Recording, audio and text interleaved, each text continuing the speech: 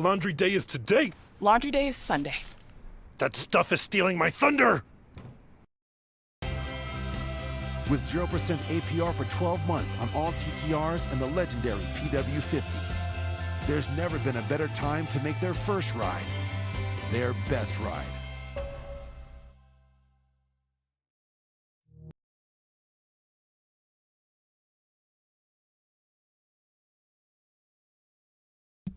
Hello, everybody. Welcome. And by everybody, I mean, there's actually about 30 people in there watching. Hello, all of you. I know I have not posted in I think like 4 days, and that's not by choice. I have several videos actually lined up. I can't tell you exactly why I have to wait because I don't want to cause any drama, but I have to wait. Hopefully tomorrow I can post this stuff. Apparently tonight I can't, so... might be, I can't explain. But anyway, so I'm going to stream tonight. We're going to talk about some things that I've been wanting to talk about.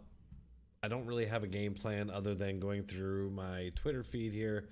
And I'm sure that will spark debate. And I have some people perhaps showing up that will offer some debate and some friendly chat.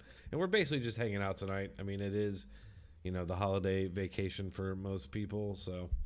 let me unmute my friends here. Good. Hey, what's up, bros? How you doing, man? Hey, man. Hey. Can you guys hear me? Okay, you can. Cool. Yeah, loud and clear. So yeah, I'll try and pull dancing. we're just hanging out. How was Christmas for you guys? Well, I know RW, you don't celebrate Christmas. Is that correct? No, but it was great with family. Good family time. Okay, There you cool. go. Good. How about you, Steve? Mine was great. You know, my dad's up from Florida for a week or two, so I've been spending a lot of time with him this week. It was good. You know, we did all kinds of fun family stuff, just like RW, and you know, it was good. It's all about the kids, like you know, man. You had a Yeah, good for one, I'm sure. assuming. Oh yeah, for sure. You know, and the best parts were all the kids. You know, I told everybody not to get me anything, including my wife. Yep. You know, because I don't care. I really, there's nothing you know, that I need. I feel like I got everything. Although my wife did get me, she did get me this thing, this Razor's, oh crap, Stream Controller X thing, which I do not know how to use yet. I'm still trying to figure it out, but it might have been handy tonight. That's like the I don't pad. understand how that works. That's the pad to switch things. Switch Right. devices. It's basically a macro. It's like a macro pad thing, and you can use it for editing and streaming, which I find intriguing. If it can help me, you know, do videos quicker, that's a good thing. I just have to cool. figure out how to use it. I'm gonna watch some videos. I'll figure it out. But it's surprisingly hard to find time to do that. You know. So let me get this straight. From what I see with it, is it basically you could achieve the same thing by having a ton of tabs open, right? But is it just faster, like easier to use? Right. It's a macro. You know, it's a button that you can assign a set of actions. So, Right. You're right, and I just have to figure out how I can use that to benefit me in editing. I can't figure it out yet. I'm sure I'm gonna watch a video. I haven't even searched it yet because I keep kind of forgetting I even have it. But Yeah. Can you use it as a sound panel? what? Can you use it as a sound panel? So like, A sound? Yeah, play I think sound? so. Yeah, probably. I can assign keys to the sounds in Discord. Probably, yeah. right? I don't know. I probably I'd can probably use create it a for that. page. I could probably create a page of keys all for Discord. I'm sure I can. Sure. Essentially, Well, it's like a drum pad. You could use it to assign anything to, There you go. which is kind of funky. I like that. What do you guys think of Amazon charging for extra for no commercials next year? Yeah, that's shit. I'll probably just drop them then, because I'm not interested in that. That's the only reason I was keeping Prime is because it's like library. It's like having the library at your house that you don't have to leave, and it doesn't have commercials, so that's nice. Right? Yeah. No, I was saying I'm on the same page, man. I still get stuff from the family still does here on the property, but I mean, it's not like they're working the free shipping prices into the product, so it's not like you're really gaining anything anymore. I feel like a hypocrite though, because like I run ads to make money, you know, so I do feel like kind of a hypocrite, but I just don't want to watch ads. I just don't. No, I feel like they worked it into their model anyway. They're making tons of money on Right, their products. It's exactly. not like they're They just have, adding, you're they're right. just making more money. So it's kind of frustrating. So, since we got a few people here, I don't think anybody in the opposing side, but I found this interesting on Twitter. This is a thing happening on Twitter where left-wing people, apparently big left-wing people, are starting to call Biden a dictator and fascist. They're calling him a fascist dictator. And of course, it's because of his stance on Israel and Gaza. And it's just funny to me because all these other left-wingers are like, oh, these left-wing people on our side are nuts now because they're saying they're saying he's a dictator, and there's no way. That's completely disconnected from reality.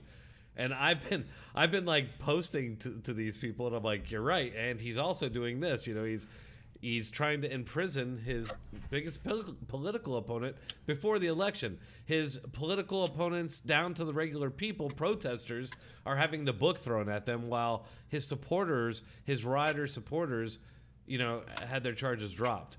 There's a lot of things that make Biden kind of look dictatorial. And My question is, what do they want if they're starting to throw him under the bus? What's their contingency plan? What do they want instead? If they right, yeah, that's a good question. What Democrats going What to is it gonna be, Newsom? F Israel? Well, only somebody like in the squad, obviously. Outside of that, probably not many. I don't see anything else on the board. I think it's just him or Newsom. So if they throw him under, that's all they have. You know something? I want to just interject this real quick. Newsom just did something. I just saw a video about it today that kind of blew my mind. I'm like, I actually support Newsom on this. It was he got a law through about I'm not sure if it was a law. I forget exactly how this works, but basically, it's basically a statute, I believe. So when an officer pulls you over in California, they have to tell you what they pulled you over for. Throughout the rest of the country, that's not the case, and that's kind of messed up when you think about it, because the Fourth Amendment gives you, as far as police interaction goes, you do not have to identify yourself to police officers unless you've broken the law. If you haven't, right, and they play games to make you incriminate yourself.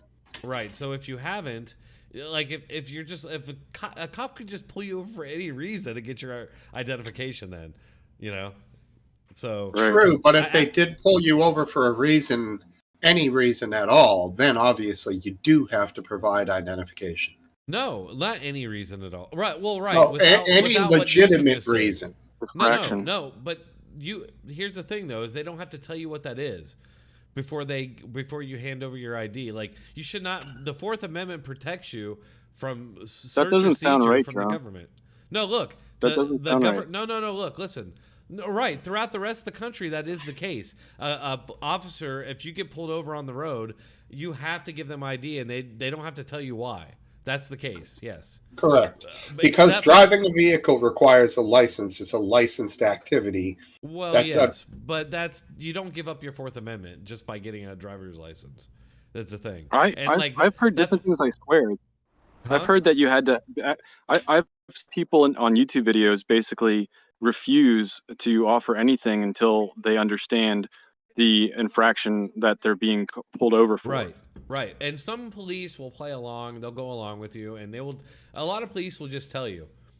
And sometimes they lie. Like, they'll tell you you're speeding, and then it's like, oh, I have a dash cam and record it. You're lying, and I can prove it. That happens a lot. You're right, but like they do not have to tell you, and most of the country, but California now they do. Only California. That's it.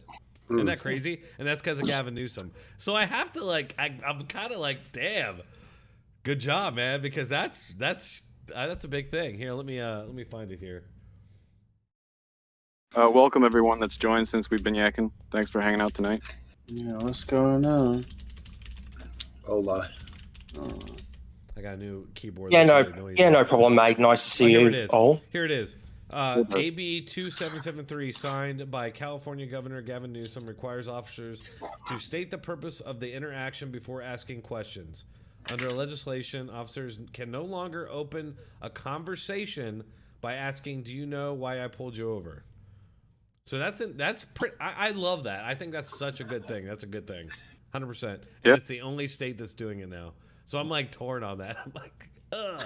Wait, what? I mean, I don't- I'm very So think about rebellious that. to that Think question. about that. Can you understand why that's a problem in the rest of the country? Because you have a Fourth Amendment right, and a police officer cannot just pull you over and then require you to identify yourself without you knowing why. What I is mean, the they Fourth can, Amendment but right? they shouldn't Am I? be able to, Oh, according can't to the believe you didn't Constitution. I did. I took it out. I just took it out.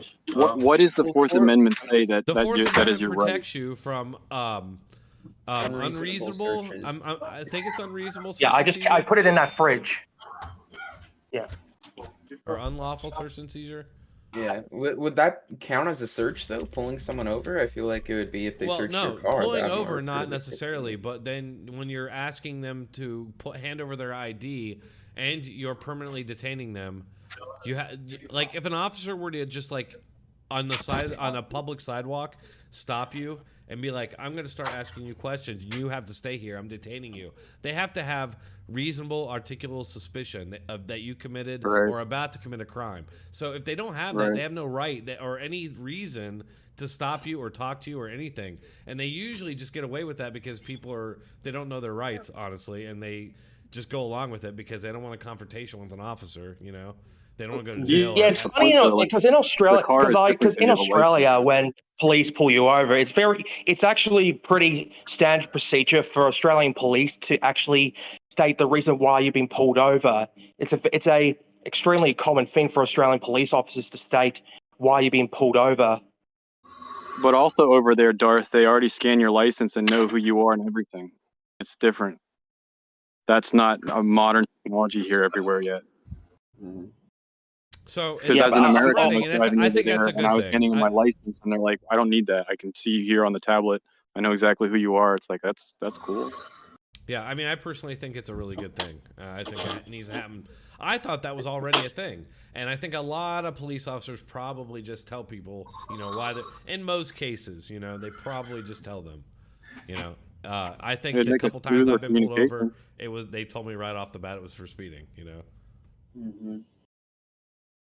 which I probably was. Like one time I was speeding to a job. I was in IT and I was late and I was speeding, and right as I was getting off my last exit, I got pulled over. Damn. I'm like, damn, that's unlucky. Did he accuse you of trying to evade by getting off at the exit? Because that No, could I be didn't a even thing. get off on the exit. It was, Okay. It was like just before the exit. Yep. Yeah, that would have sucked, Steve. That happened to a buddy of mine. I was in the car. It was a GTI Volkswagen, and of course that's a cop magnet. Young guys in it, and the cop was like, "You guys got off the exit the second I put my lights on. That's evading." We were like, "No, we're going to Best At the Buy." same time, if you want him to be safer and not be on the highway, I mean, that's to his benefit. Mhm. Yeah, but it was true. We were evading, but he didn't give us a Oh. ticket for that. Get that part of the story, my That friend. changes it a little bit. Yeah, it Hey, was I totally. want to quickly welcome everybody who's here, and just check out the description for all the links. You can join us in Discord and talk with us, and join us right here in the chat. You can become part of the stream if you want. We're just that open. Although, I warn you, we do have people, ninjas, lurking, ready to grab you and Oh, yeah, dude. deal with you if you step out of line. So we're getting Right. better and better at that. You'll have to fall on your sword. Yeah. So I can't think of much that happened this week. What do you guys? a What lot jumped out at happened. you this week? No, a lot happened. So here, I was talking about this real quick. I mean, well, we can talk more about current events, but like, what do you guys think about the left? Certain elements of the left, it seems more the far left, probably calling Biden a dictator, and people like Aaron Rupar, who's a Biden butt sniffer. You know, he's like, oh, this is completely crazy. But I say he's doing all the look. The fact is, if Donald Trump or any Republican, name your Nikki Haley, let's say she was president and she was imprisoning her biggest opponent ahead of the election, whatever the circumstances, okay? Does anybody really believe for a second that either the Democrats or the media or Hollywood or any of our institutions would be going along with it? Do you think there would be mass protests in the streets? Do you think there's no way it would ever happen? I think Antifa would be good. No, it wouldn't even need Antifa. Buildings. They wouldn't even need Antifa, man. They would have schools like letting students out to go protest. Like it would be that big. Well, would it not matter what the possible infraction was that the person it doesn't matter. It doesn't matter. They would say it's political. It's just because it's your biggest opponent. And especially if Nikki Haley herself was guilty of some of the things that they were accusing the opponent of, and yet just got away with it completely, right? Scot-free. And not just him, but other big Democrats like Hillary. I think it's a bit different of an approach, actually. I think that people are realizing that Biden is actually so far gone mentally that they need to run a different play. Well, that's what I'm because saying. It it's is like getting really, really bad. Right. It's not just Biden. That's what I'm saying. Like, really, and I've said this, I'm kind of a broken record on this, but look, the actual authoritarian threat, if you're concerned about that, and I am concerned about it, it's going to come from. You can't just be like a dictator authoritarian. You can't just be like, I'm gonna do that and here it is. I bequeath. You got to have like this support base and like groups supporting you and helping you to do it and make it happen, right? Enforce it. Like it doesn't seem like that with executive orders, though. Right. Well, no. Well, executive orders, no, but like depending on how extreme it is, like who's gonna enforce it. It comes out like if Trump were doing it, no matter like if you were making like he's like I'm doing this and arrest these people and like nobody would do it. It would not happen. Nobody believes. Proud Boys went out to do it. But let's imagine for a second that Joe Biden and his media, MSNBC and CNN, and all these networks and all these print outlets are all in unison saying, this group of people are a threat to democracy, and this guy is a threat to democracy. We have to do away with this in order to all be like fine. And if we let these people get power, it's all over. Think, oh wait, that's exactly what's happening. It's like that's what's happening right now, and it's bullshit. And it's like you could predict this shit 20 years ago. Like they're just doing what they've ramped the country up for a long time. They've been like demonizing everybody, Republicans, and like going back to Bush and shit, man, like racist and inhuman monsters, and they just got it to a point now where like a majority of the country will go along with it. In that sense, what do you think of Texas trying to secede from the nation?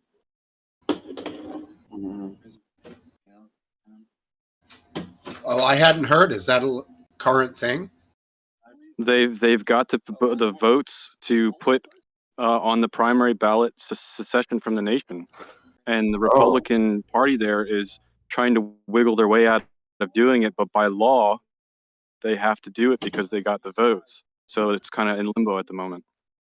Oh damn! I didn't know that it was continuing and even got to that point, but that's what's sitting. It's sitting there just waiting. Yeah, maybe it depends on if Biden wins. I don't think that's anything new, though. They've been doing that for years. Hey, I just want to read this Twitter post real quick. It seems like there's a sense of urgency. Just to me, it fits in with the narrative of the country splitting in half. I mean, do we think civil war is coming? It seems like I feel like what's going on now is definitely something that could result in that is them trying to remove Trump from the ballot, and then Republicans doing the same to Biden, which is happening. But then define civil war. Well, right. This is how civil war, we get to it. This is what I'm talking about. It's a gradual escalation of tactics, and basically everything is tried and done exhausted before you get to the point of actual shooting. And I don't, if we get to that, it's over for this country, at least for the foreseeable future. But would the oppressors or the oppressed be the one that causes the shot to be heard around the world? Well, look, it's whoever's in power, honestly, because the people in power right now currently are doing things that if the other side were doing, they'd be calling for these things and feel completely legitimately, in it, justified in it. Do you not agree? I mean, I mean, I see people being oppressed, but I think that the people that are going to lash out and cause the shot that hurts around the world is the people that are well, oppressed, because it'll be to a point where they're going to fight back. Here's the thing. I feel like we're not in a system that like there's a lot of oppression per se, that at least that we're acutely aware of every day. And it's what's happening. It's more of a like frog in boiling water kind of a scenario where they're slowly taking hold, like tentacles wrapping around you slowly. And that's what I feel like. That's what's going on right now, and it'll happen very peacefully and quietly, and as long as you don't do anything about it, right? I don't know.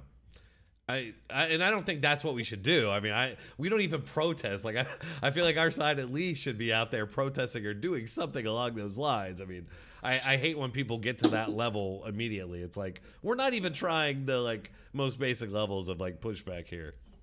But is it because? Yeah, go ahead, Real. Go ahead. I was gonna say, I mean, look what happens when people on the right do go out and protest. It's not covered properly by the media. You got bad actors in there everywhere. It's almost like they're pushing us to no other option or something on purpose. I feel black-pilled. I feel like there's a majority of people out there that don't think that make a difference. Oh, hold on. People are ringing my doorbell. Okay. Never mind. That's my family. They're home. Don't stomp the bag out with your boots. Hey, Dronetek, Amazing Disgrace asks who the oppressed is in his mind. Who is the oppressed? In your mind, who is the oppressed? In mine, I don't think anybody's oppressed, really. Well, other than we obviously have, police officers that need to be better trained, and we have. I guess there might censoring us. I mean, the people. I think they're saying in the sense of the Civil War, if the oppressed side is the side that's going to rear up, which one is? I'm not talking. I think in any civil war that could erupt in America, it wouldn't necessarily be about oppression or an oppressed group. It would be ideological differences that had no other way of settling differences. It's like every other option. No, I would argue that common man is the one oppressed. I'm arguing that common man would be the one that rises up out of frustration after being, had a boot on their neck for too long, because it has that vibe to it. I can see it already. Well, there's a very 1984 feeling to all of this. That's really weird. I mean, it's uncanny almost. Right. It's like, are they using it as a guidebook or something? Like, what's going on here? Or was he just it was really kind of like dialed in? Orwell. He was really dialed in to the human psyche and how it works and like how it's going to evolve and like what's going to happen. I think he was just so right about so many things. There was Is there social credit support anywhere in America besides corporations? Because I think there are corporate entities in America that have that kind of thing going, but I'm not very well versed on it. Is it already here happening? Does anyone know? What do you mean? Social credit score system, the one that's modeled in China. Credit system. Yeah, it's oozing. It's like slime oozing. It's like the mutagenic slime, and it's like just oozing around the. It's coming. I mean, we're probably not going to be able to avoid it, right? And what would you guys say if it comes to that in America? If there's a social credit system, I feel like that is full on tyranny at that point. And what do you do at that point? They're gonna look through these streams, and we're all gonna have 0 points. They're just gonna be like, you, Drone, Steve. We'll be easily killed off. It's like, it's just basically anybody who disagrees will be easily killed off at that point, or imprisoned, or whatever. Yeah, man. Or shunned from society completely. I'm fine with that. I don't fit in with society anymore, I feel like, so I'm cool with that. Yeah, well, they won't make it easy for survival in the tundra could be hard, but they can make it harder somehow. Right. A drone can fly there; they'll find you. Right. That's what I mean. It's just so negative. Things are bleak. If you're honest. Yeah. But I mean, there are glimmers of hope out there. I mean, we got Elon Musk, and I think, although sometimes I wonder about him, we have to remember. Is he a glimmer of hope? I think he's just a rich guy having fun with money. No, I disagree. Well, maybe, but on some level, I'm with him because we probably both grew up dreaming about, human space exploration and Mars exploration, which obviously he did. I did. And I just hope I hope we achieve it as humans. I hope I live to see it, I want a lightsaber and laser guns, man. Right, but that's like, it's something that's real and achievable and will spread human civilization and help human civilization. The quicker we get humans moving off the earth, the better. I got a question about landscaper. I need a lightsaber. Yeah, I got a question about Musk's X application, right? Do you think that it should be modeled after the WeChat, the Chinese WeChat app? That's inevitably going to happen, right? They use that in China, right? And they use a social credit system, and everything is linked to that. So do you think it should be modeled after that? Probably not. And I think Musk wants to, right? Yeah, he doesn't want to, unfortunately. I think I saw something like that. But he could just be talking about taking the good parts. Hey, he could be a total fucking scumbag. I could be totally wrong about him. I hope. And every Twilight Zone episode tells me you're probably right. I mean, I want to see like the positive aspects, but there's just too many things that I have seen to make me question. So it's like, okay, where is this going to go? I know he's challenged the quote unquote deep state enough for me to be like, well, maybe. But then he also says some things like, oh, well, China should reunify with Taiwan. And I'm like, what the hell? What the hell are you talking about? It's pro CCP stuff. Like a mouthpiece sometimes. Or like he's disconnected because of his wealth. Yeah. Oh, I think it's mostly just because he's got the majority of his money from Tesla is made in China. So, that might be a huge deal there. So.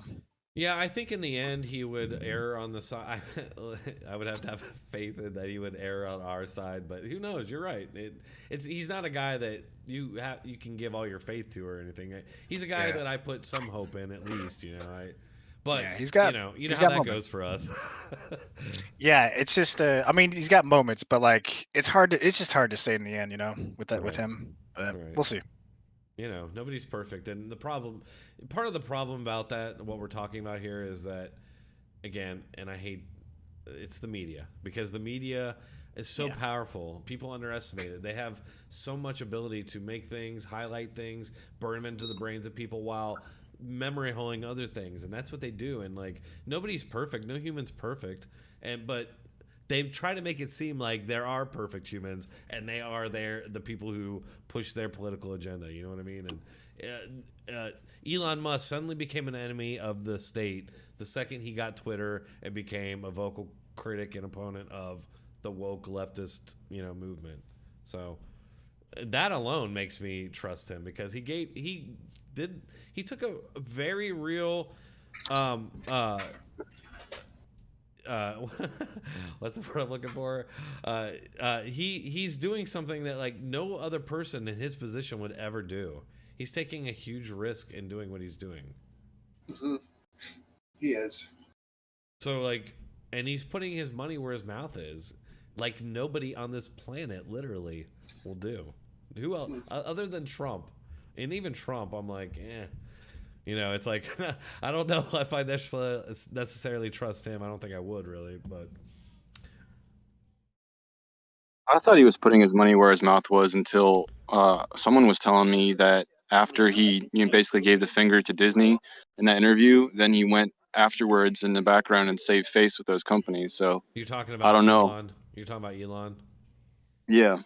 Well, I'm sure he did. I mean, good. I mean, he's a shrewd businessman, I get it.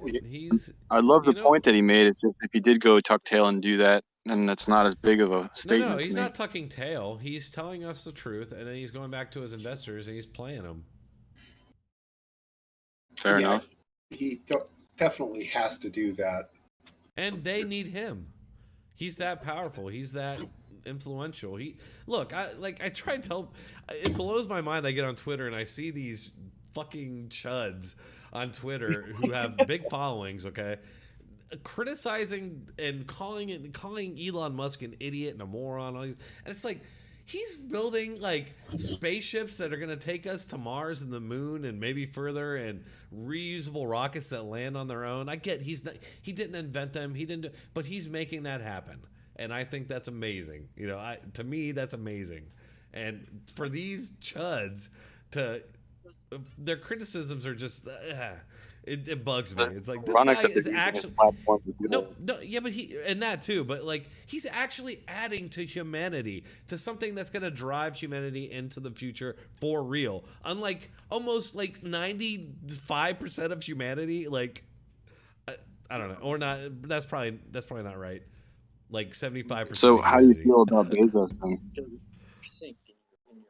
How do you feel about Bezos? Because he's doing stuff in space technology and Hey, stuff like that I'm too. for Bezos too. Okay, I like Bezos too, even though I don't agree with him. I like what he's doing there for sure, 100%. I think the more civilian space, stuff we can get going, and private space exploration going, the better. We should have had it going 20 years ago. It sounds safer than going to the bottom of the ocean. We should do that too, though. It didn't work out very good. Last millionaires that went down. Oh, Well, God. think about the bottom of the ocean. It's not easier than building underground, but it's much safe. Like it's pretty much safe from almost every disaster that can happen. It's pretty safe. Except So if for, you can, except for fissures. if you can build underwater and build big, that's for your civilization, that's pretty good. It'd be cool just to do it as a feat if it was actually safe. I hope somebody has already done it. I assume somebody has. I mean, when you think about all the people and all the money, probably somebody has like a breakaway civilization or something. I don't know. I just assume According that's to going on. Bioshock, it's true. According to what? The game Bioshock, there's a whole world down there. Yeah, you guys ever been to Rapture? Come on. There you go. I have not played. I have it, but I have not played it. I know it's old Oh school. and I should play my it. God. I'm going to play it Dude, someday. Riddle, what is I'm going his to play it. trigger? What was his trigger? I can't remember. Oh, The would you main kindly? character had a trigger. Would you kindly? Would you kindly? Anyway, that's neither here nor there for you guys. I But love yeah, good your game. nerd credentials though. I love that. Very, very well earned. Good job, Riddle.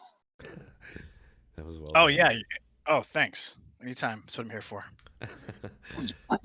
Our So- nerd atlas. Nice. We've been talking like about a lot of weird stuff. We're doing pretty good on views. I want to just say that we've been spanning a pretty good number here. Are you Oh, on I don't Rumble? know. Drunk? I missed the first part, but I don't know if you guys covered I'm a the little drunky. main ballot. What, Main Riddle? ballot? I'm not sure if you guys covered it because I got here a little late. But did you guys cover the main ballot, removing Trump from the ballot from Maine? Oh yeah, I was gonna bring No. that up, but yeah. So so that was why we started talking about Civil War in the beginning, because to me it seems like a beginning escalation of secession and civil war when states start removing candidates from the ballots. So if every state starts doing that, are we seeing the formation of the sides of a civil war? Yeah, but it's wonky because Colorado just put him back on the ballot because the GOP's like, hey, don't do that. Right. Basically. Well, that's another. Hopefully, that's what will happen, because this is insane. Like, hopefully, they just like reverse all of this. But I'm just saying, if it. Did you see the article I shared where it looked like SCOTUS wasn't even interested in it? The way they worded it, it's like they're staying it in Colorado, and he's on the ballot unless the SCOTUS accepts their court ruling, or they just don't care and reject the whole case. It just sounded like this wasn't actually interested. But to me, if they don't touch this, the whole nation is going to look at them like they're a joke. Yeah, I'm not sure. What do you guys think? Yeah, and they have to address it during what? Is it early January or something like that? As soon as possible, hopefully. Yeah, well, I think there's like some kind of legal limitation or something like that. I don't know the terminology for it, but I think somewhere in early January is when they're gonna address it, basically. In other words, they have to wait a certain period of time before they can do it. I think so. That's the impression I'm under. I could be wrong, but I think that's what Okay. it is. Okay. I'm not sure why they chose January 4th to begin with. I didn't know what that was all about. I don't know. Maybe people are coming back from vacation then. No idea. Right. Yeah, rich politicians having good winter vacations right now, Oh yeah, laughing like at a us. month. So who? But I thinks- don't know why Maine would jump on board. I mean, Steve, up that way. What do you feel about all that?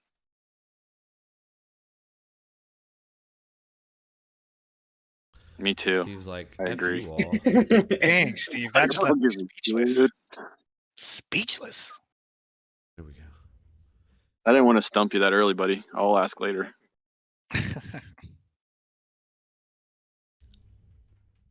What else happened in the world? You said a bunch happened, but I know that Gaza's getting creamed. Yeah, who cares? No, And, I'm just as well as kidding. Ukraine. Ukraine's got F-15s coming in. Hey, they wanted the war. Own it. Like you elected a terrorist government that wanted to make war against a superior foe. Hey, you want to make war? Enjoy war. I don't know. That's all I got to say about that. They I have know no that may choice. seem They're now enjoying it. Pretty based. Pretty I accurate, though. think you. I mean, the article is talking about how the F-16 Air Force is just got finished being trained in the UK, and they're going back to Ukraine with F-16s that I'm pretty sure we gave them, and they're going to then start doing advanced air battles with higher end aircraft. That's, to me, that's something. Yeah, I Hey, haven't heard of this, but that does sound like an escalation for sure. Hey, check this out. U.S. intelligence officials have determined that the Chinese spy balloon that flew across the U.S. earlier this year used American internet service provider to communicate. They probably own that company. We're gonna lose a major war, guys. Like I'm really nervous about the future for my kids. Well, I mean, how many people thought about Fortnite when that balloon was going over? I mean, hey, yeah, think of it Fortnite's this down. way. Fortnite, yeah. Well, it's Epic Games. Don't they have Chinese ties too? Tencent. But, yeah, I was gonna say. Yeah. The Chinese just see us as a bunch of bitches. Why wouldn't they? Why shouldn't they? Well, everybody, I see us as a bunch of bitches under this leadership. We see us as a bunch of bitches. I know what's going on. I just feel like in our own country, our own leaders seem to be like encouraging it. Are we completely fucked? Are we? It doesn't seem like they are. Are we completely infiltrated Now, at all levels? I don't think we're completely fucked. Look at Hakeem Jeffries and look into his dead fucking eyes. Have you ever done that? Guy scares the shit out of me, man. I've never looked into his eyes before. No, just look at him speak, and who is those he? dead fucking peepers are just like there. Yeah. Someone help me out. Who is this guy? Extreme Hakeem. He's the speaker He's like of the minority leader. House. He's the minority leader. Yeah, not speaker of the House. He's the minority leader. Yeah, I mean, to me, they all got dead eyes, man. He's an election denier, and he constantly posts about election denying Republicans. Everything's okay. Yeah, I'd never pay attention to him ever, but I guess he's important. I mean, he's something, I guess. But well, he's a popular voice. No, look, he's a popular voice of the Democrats. You know why? Because he's diverse. He's diverse. Because he was in that recent film in the Congress. He's diverse. He's very diverse. Oh. Yeah, he fits the quota. He looks like a serial killer, but he's diverse. I don't know how he got elected. He literally looks like an alien that has a human skin on. Dude creeps me out. He creeps me the fuck out. You have to share a picture now. He's a creepy motherfucker, man. He's just like, and he posts on Twitter these robotic like AI like posts about extreme MAGA Republicans and shit, and people call him Extreme Hakeem back. You know, he deserves it. He's fucking weird, man. He's always He probably just runs ChatGPT. Giving him too much credit. No, probably true. Well, probably. I'm back. You know, Getter. You guys know the platform Getter? They have a tool on there, and it's an AI assistant. I've never used it. I haven't used it, but I assume it tries to. It's like an assist to help you post, which I just find depressing.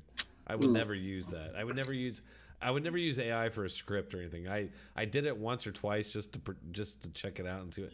And you could like do it and edit the script, but I just like fuck it. I'll just do my own script. Like there's no point in this. Did you ever mess around with Midjourney? Or go ahead, Steve. Go ahead. I just wanted to answer you. You asked me before about Maine. I was having a few audio issues. So Maine Okay. is one of 2 states that will split up its electoral votes, the other being Arizona. So the 2020 election, Maine has 4. So they gave 1 vote to Trump and 3 to Biden. So obviously Colorado generally votes Democratic, so that wouldn't have really mattered anyways. Right, but if you can't vote for Trump in Maine, then there's no delegates going to Trump, right? So that 1 delegate, correct, that's my point. So with Maine, it will actually potentially make a difference. Because like Is I there said, a stay on that ruling for Maine? right now it's just is what it is. So it happened, I don't know, 3 hours ago. So we'll Right. see. It certainly could change. So is that an attack on democracy? Because a lot of people want to vote for him. If they take the ability to vote for him away, are they not attacking democracy? And if Republicans weren't doing this, I mean, is that not what they would say? I think it's definitely attacking constitutional rights if we have the right to a fair trial. Because if we're just going to be told we are something and then removed from a ballot, Right. that's So doesn't right, seem I keep fair. hearing that, and I'll find a clip here. Here, I think I liked it, but they're basically saying that if the Democrats or the Democrat media says, if they all repeat endlessly that somebody's an insurrectionist or a threat to democracy, then the 14th Amendment applies automatically. You don't need any conviction or anything. Which, can you not That's see how crazy. dangerous that is? And of course That's they crazy. don't, because they're the ones doing it. But if you were the one doing it, suddenly they'd see the light. You know, it drives me insane. It's crazy. If any of the individuals that believe that's okay were put in prison, I have a feeling that they'd start to question the fairness of it. Right. They're setting standards that later will not apply. That's what I'm saying. That's why I always talk about that, because they do that endlessly. They constantly do that shit. I feel like any individual that backs a belief should be willing to face those consequences. There shouldn't be a separation, never a thought in their mind where it could never happen to them. Here, I'm going to play a clip. I don't know if you probably can't see them. I'm going to play a clip for anybody watching here. And this kind of gets what I'm talking about. And the irony of this is that they use an FBI agent who was fired, all right, from the FBI, who was a supporter of Hillary Clinton. Okay, he ended up being the lead investigator of Hillary Clinton, and then purposely got her off, purposely changed the wording of her charges so she could avoid prosecution. Okay, then he ended up being the lead investigator of Trump for Russian collusion, of course. But he's fired, he's corrupt, and they hire him on MSNBC, and then they bring him on to say this, and I just want to play this real quick. Peter, it strikes me we've talked about Michigan. That's the big news we came in on. We've just talked about Maine. But I go back to the point that Joyce made earlier about the fact that there's going to have to be a unified understanding. This is not going to work if there is a patchwork of state solutions. She is thinking of that, of course, legally. That is the role we ask her to play. For you, from a security perspective, right, from a sense of people being able to get on board and say, these are the rules, whether or not you like them, this is how we are proceeding as a nation. Both your biggest concerns and sort of the best path forward here if we are able to get to a unified understanding?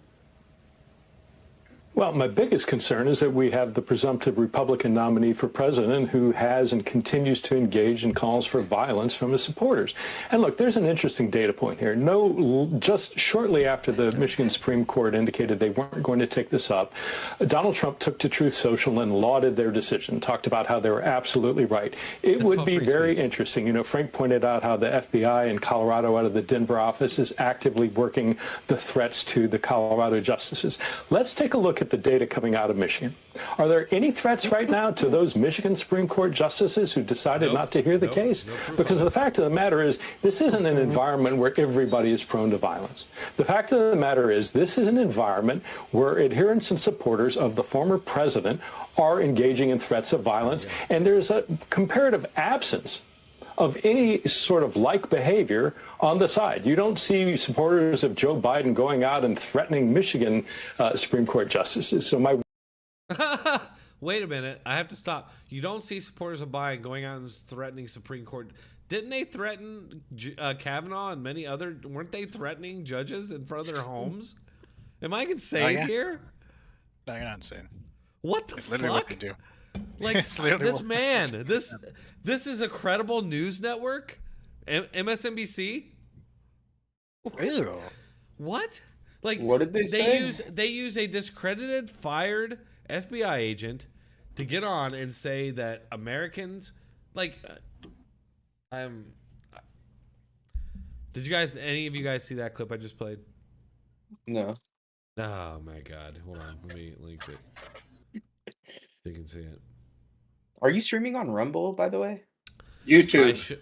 I'm not. I'm only on YouTube because I can't get Rumble to work for some reason. Huh. All right. And I have found there's other people apparently having the issue. I don't know what's going on. But here is crap. I gotta edit that link. Well, you can use that link actually, but.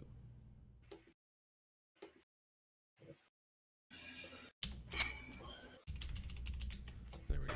All right, so yeah, so they brought on Peter Strzok, who's a fired FBI agent, to get on and say that. Well, just watch the clip. I don't want to like just go over all that. I just went over all that, but just watch the clip. Does anybody agree? Here, 1 second. Let me back this up just 1 second. What he says here at the end is crazy. Sort of like behavior on the side. You don't see supporters of Joe Biden going out and threatening Michigan. Okay, so his whole thing is that Trump and his supporters are using free speech. There's free speech to criticize what's going on, what's happening to Trump, people like me, what I'm doing, and he's saying that's resulting in threats against judges. That's actually untrue. There's no proof of that. CNN actually, and I have a video coming out about this. I haven't released it yet because the things I talked about at the beginning of the stream, but they debunked their own story. There's actually been no evidence, no solid evidence of anything.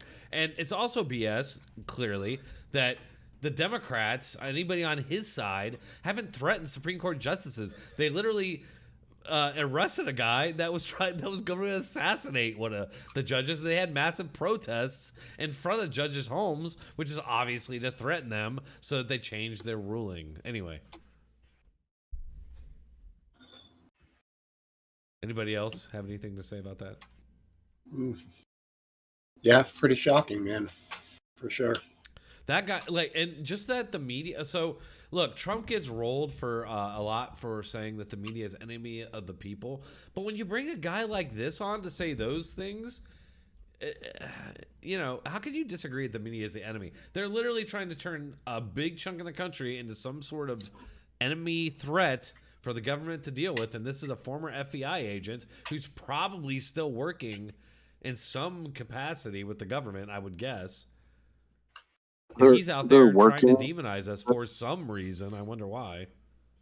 Right, but think about it. They're going to play the narrative, and they have been for quite a while. It's very possible that they'll create that reality, and the people that they're saying are a certain way, they're going to get fed up and just be like, you know what?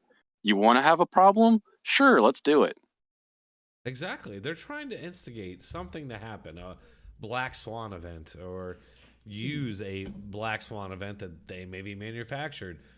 I kind of look at January 6th as a black swan event in a way, but I think a very strong push towards manufacturing a reality, and I just think that conservative people are not wanting to fight a nation because it's their country, their home, it's their beliefs, and you know they're just being annoyed and frustrated for a very long period of time. I don't know what the breaking point of that would be. Exactly. That's why I think they're that definitely pushing people they are who are being normally peaceful to a breaking point. I agree with you there. Sorry to interrupt you. No, it's fine. I don't know. Everybody I talk to in the different pubs, they have kind of this feeling in the back of their mind that, you know, things are building. Some people say civil war, other people say lawfare and things like this, but I don't know how long it will build and what will happen. I just have a strong personal feeling that the next January 6th event is going to make the last one look like it didn't even happen. Yeah. Yeah. There's nothing that's being solved between now and then, no matter who is chosen or how. There's going to be something weird and broken that can't be explained or covered up that's going to cause a problem. I agree. And right. And I think it's all being done to an end of establishing a one-party kind of uniparty rule and a criminalization of opposition to that under the justification of, threat to the earth or threat to democracy or whatever. Right. I'm being very general The here, climate but change like, is a vehicle. yeah, I think it's globalism, though. It's not just our nation that'll be a one-party rule. It'll be more. It'll be from even outside of the country. No longer just our own country with one party. It's a bigger club than that. I agree. Yeah. And yeah, they're trying to globalize. It's funny. I used to be for that because I think the idea of meeting with aliens, or at least when I was young, you had to have a global kind of, unification in order to make that happen, and I was probably guided that direction through science fiction or whatever it may be, and it seems like that's the direction we're going for sure. I don't know if it's for alien meeting. I think we've probably already done that if there are aliens. The whole aliens are real thing now is too surreal for me to even really pay attention to. Like I if know, it's weird. I don't know if people are blue beam believers and stuff, and I think it's all kooky. No, I think there is some reality to it, but I also think obviously our media and our government are lying to us at some level and manipulating us, just like they always do. There's a author for the occult, and I don't recommend reading her books, but her name is Alice A. Bailey, and she's stating the fact that Lucifer is basically going to reveal himself and his angels around 2025, and some people are speculating that will be sort of an alien type encounter experience. Right. And it sounds pretty kooky too, but it's all kind of bottlenecking to the same timeline. That sounds like Project Bluebeam conspiracy theories. Right. But just the time span, like date setting is for fools, but everybody in a different around the world with their different beliefs kind of have this bottlenecking understanding that something's coming. Right. But I felt like that since I was a kid, and I've come to kind of realize As much as you do now? Huh? As much as you do now? Yeah, always. I always felt like, and I kind of attribute that to Desert Storm and all that. That kind of affected me when I was younger because I was glued to it. I mean, if you were as a soldier, yeah, I don't know. That's interesting. No. I did As a kid. No, I'm just saying, like, growing up, I've always felt like there's something bigger coming. Like, this is a sign of something bigger coming. And I used to always watch videos about prophecies and, aliens. And I just have always felt like there's something bigger coming. You know what I mean? And I've always had that feeling. And I just the same sense of urgency. I just feel like there's more of a sense of urgency. Like time is short now. Yeah, of I mean, course. I'm black belt and everything, but yeah, I do feel like things are building to a crescendo for sure. I feel like this next election the world will be very different. We're building up. We have 1 year left.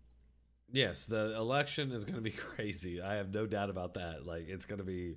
Look, the past elections have been crazy. I point this out constantly. The Bush election in 2000 was crazy. There was crazy riots that happened, and crazy conspiracy theories that it happened again in 2005. Happened again in 20. It didn't happen when Obama got elected. But now, look at now. It's like people don't even believe what's happening. We have Biden, who is a president that doesn't really exist. He's just a guy that's alive, and they have him do stuff. He's not campaigning. He's not even pretending to campaign. You have Trump that's not campaigning because he doesn't care. He's like all a joke. And you have these other people that are campaigning that people are like, yeah, we'll let him campaign, but no one's going to vote for him. It's all a joke. I vote for Vivek. It's all a joke. I'll be honest. I like Vivek. Maybe that makes me a tool. I like Vivek. My mom. You can have him, man. To me, it all looks like a facade is falling apart. Yeah, I agree with you on that. I don't disagree. Maybe that's why I'm running to somebody like Vivek. Even Trump. I'm kind of just sick of dealing with Trump. I support Trump against what's happening to him. I think it's bullshit. But at the same time, I think Trump creates his own problems in a lot of way. But yeah. Vivek is a pharmaceutical mogul. Like, I don't see. Yeah, I see all these things. I hear all these things. Yeah. I know. Oh man. He says the right things, and I guard against that. I don't know. He just seems like a guy I would play Battlefield 1942 with. I mean, if he would be someone to lead a nation, I don't believe that he is who he's pretending to be. He just sounds like a snake I oil hear that a salesman lot. that says things that make people happy. Yeah, I hear that, but I think I think he really does believe in what he's saying, because you can follow the thought patterns, and I think it's there. And he says things that nobody else will say, and I think these are things that are very true. I think he says things that a lot of us say, right?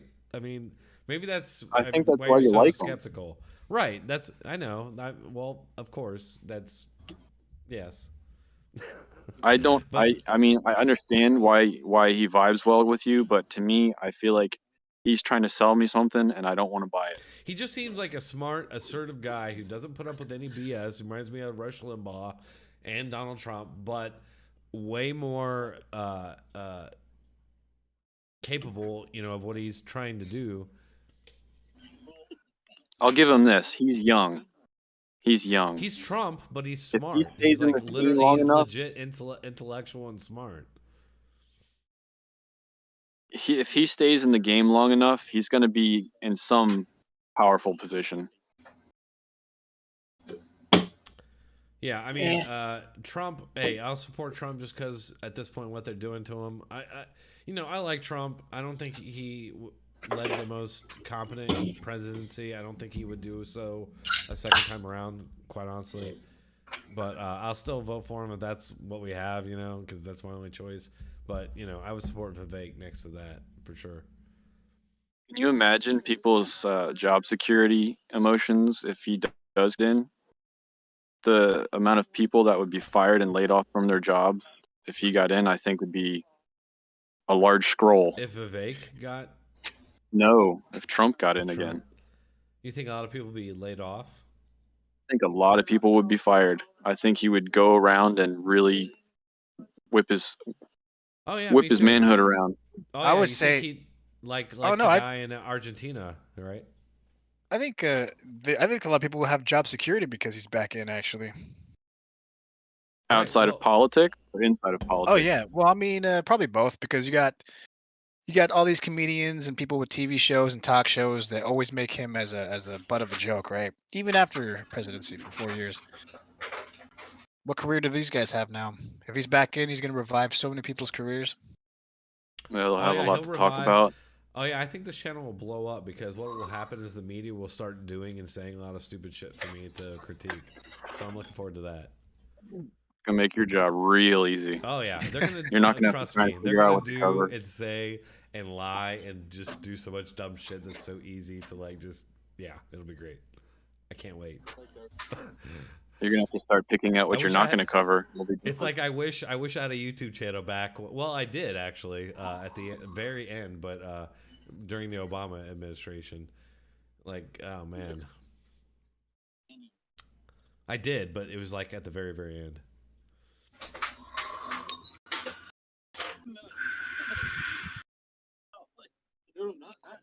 Hey, what do you guys think about? You guys want to play some games or something, or you guys into talking about it? I feel like everybody's kind of we don't have any opposition here, so it's kind of. I don't know. I'm here at the How about family this? gathering, You so got- I'm not good for All right, combo. that's cool. That's cool. What do you guys think about this? Here, let me play this clip for you, and it's funny, and I think it kind of just shows. I want to pivot topics here because I want to talk about something else. But there's this video going around of this young black boy, or young black girl. I'm sorry, that's trying to be a boy, and she's talking about how white people are the reason that we think there's only two sexes, only two genders. It's because of white This people. again. Have you Awesome. seen I'm that? glad we finally doing something right. Damn racist colonizer white people. Oh shit! I posted that in the wrong link. Here. That was an interesting point when that raid happened and one of the guys, all he did was spam "I hate biology." Like that was his troll. Like I was like, oh man. Did you guys hear about that attack in where was it? Was it in New York where the guy? No, it wasn't New York. It was somewhere else where the guy attacked. It was a black man. He attacked and stabbed two white girls and said right before he attacked him, said he wanted all white people to die. Yes. I do About not that? remember that. Yeah. Maybe that's an analogy. No, it just happened recently, and it's just like there's a lot of stories like that that you never hear about in them as like a big story. You know, I have not seen that. No, I did yeah, not. it's pretty crazy. And you know, I'm not saying I'm not saying this to be like, oh, black people, you should watch it. I'm not saying for that. I'm actually saying that because I think it's a reflection of the propaganda we see spewed from like every institution 24/7 every single day for the last 30 years or more. Here, I'm gonna play this clip real quick. Where are you White coming people across ruined this type of most of media? Is this everything. on Twitter Before or what? Europeans colonized Yeah, the me. globe, thousands of indigenous peoples acknowledged and celebrated multiple gender identities as part of their culture. Not only Sorry, did this is a boy. Europeans spread religion to get others to convert to their ideologies, but the idea of the gender man and woman was also a European ideology. That was one of the tools of the colonization process. And then men and women became the standardized gender identity Wasn't that more as of what like we a now know today. spiritual thing? So White he just people- said men and Indigenous women people. became the norm because of white colonization. Like what? No, there's just men and women. That's all there is. And there's some people who are born with both organs. One is more prominent, and they usually pick one that more prominent gender. Wait, so what's he gonna say when it comes to Muslims? I don't understand. They just ignore those things. Oh, they just ignore that Well, entire part of the world. Muslims, who are those Oh, people? What? here I got a better topic. What do you guys? Here I got a better topic. What do you guys think about? Have you seen this?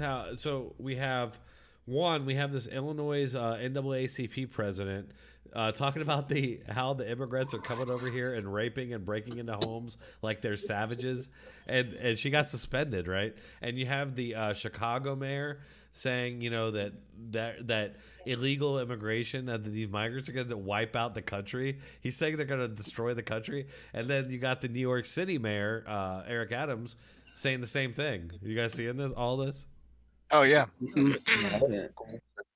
How long ago Yeah, did they do these things?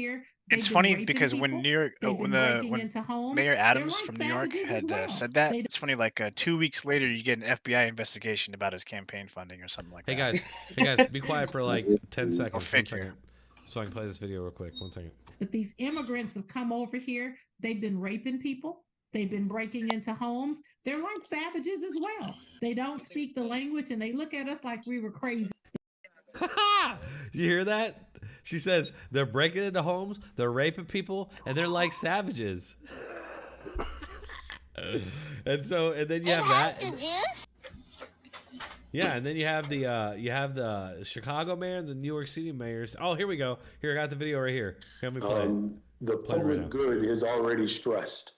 Whether it's our transportation system, our healthcare system, our education system, you know, all of these systems are already stretched to meet the demands of families who have been here. You know, over the past 7 months, it's been an incredible strain on every aspect of city services and in Chicago. YouTube, bro. Of the erosion of the quality Hold on, of I'm playing all life that three. we've I'm on the last improved one. on in such a short period of time of this administration. This one's mine. We have been impacted. For many months, we were able to keep the visualization of this crisis from hitting our streets, but we have reached a breaking point. We're no longer able to do that because of the volume in numbers. Just last week, we had 3,900 people that arrived here. We are averaging anywhere from 2,500 to close to 4,000 a week. Almost over. And if you do the math, you see that's 8,000 every 2 weeks, potentially 16,000 a month that we must feed, clothe, house, educate children, and all the services that you would give a normal adult. And we're seeing that play out on our streets of New York. And that is what the breaking point looks like, what we are experiencing right now. All right, so I just played all the videos of the Chicago and New York mayor basically both saying that illegal immigration is destroying their city. Chicago mayor saying it would be the end of the country, right? And the Wow. NAACP head saying that these migrants are raping people and are savages. Like, and on top of that, I don't know if you guys have seen, what do you think about that there, Dank Brandon?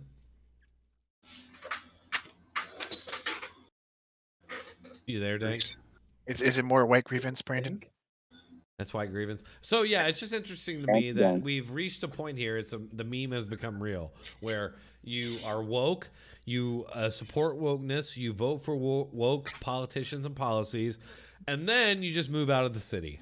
Because, oh wait, you complained first, then you move out of the city. And there's tons of videos out there you can find of people in these cities complaining to their elected officials about how these illegals are affecting their services in their towns. And it's like, this is what you voted for. You wanted a sanctuary city. And the whole concept of a sanctuary city blows my mind, because you're just ignoring federal law, right? That's what you're doing. Nobody is above the law, except for Democrats, who can ignore federal law. Wouldn't SCOTUS be able to do something about that if a state was like, we are creating a sanctuary city to go against your rulings? Right? Why don't they? I don't understand why this is just allowed to occur. Why are they flooding our country with these people? You see this caravan that's coming to our country right now? It's giant. You see it? It's going to be here like any day now. Well, they get another 15,000. Oh yeah, it's a big one. Yeah. Let me see if I can find it here real quick. Herbalism, man. That's the only thing that makes sense to me. Let me find it here real quick. Border. I'll just search border. I have a feeling that first generation immigrants in our country are going to be voting red hard, like, because they're the ones that are going to have their jobs affected more than anyone else.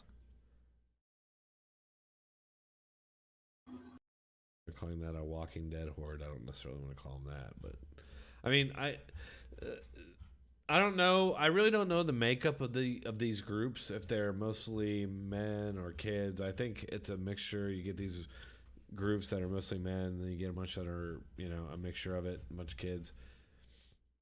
Oh, here we go. Look at this. This is coming to our country. Just one of many giant, massive hordes coming to our country. Look. Look at it. It's all men. It's all men. This horde coming is all men. Look at this. It's all freaking men. There are no kids. It's all like military. Holy shit. Oh my gosh, I Look just at saw that. It's all men.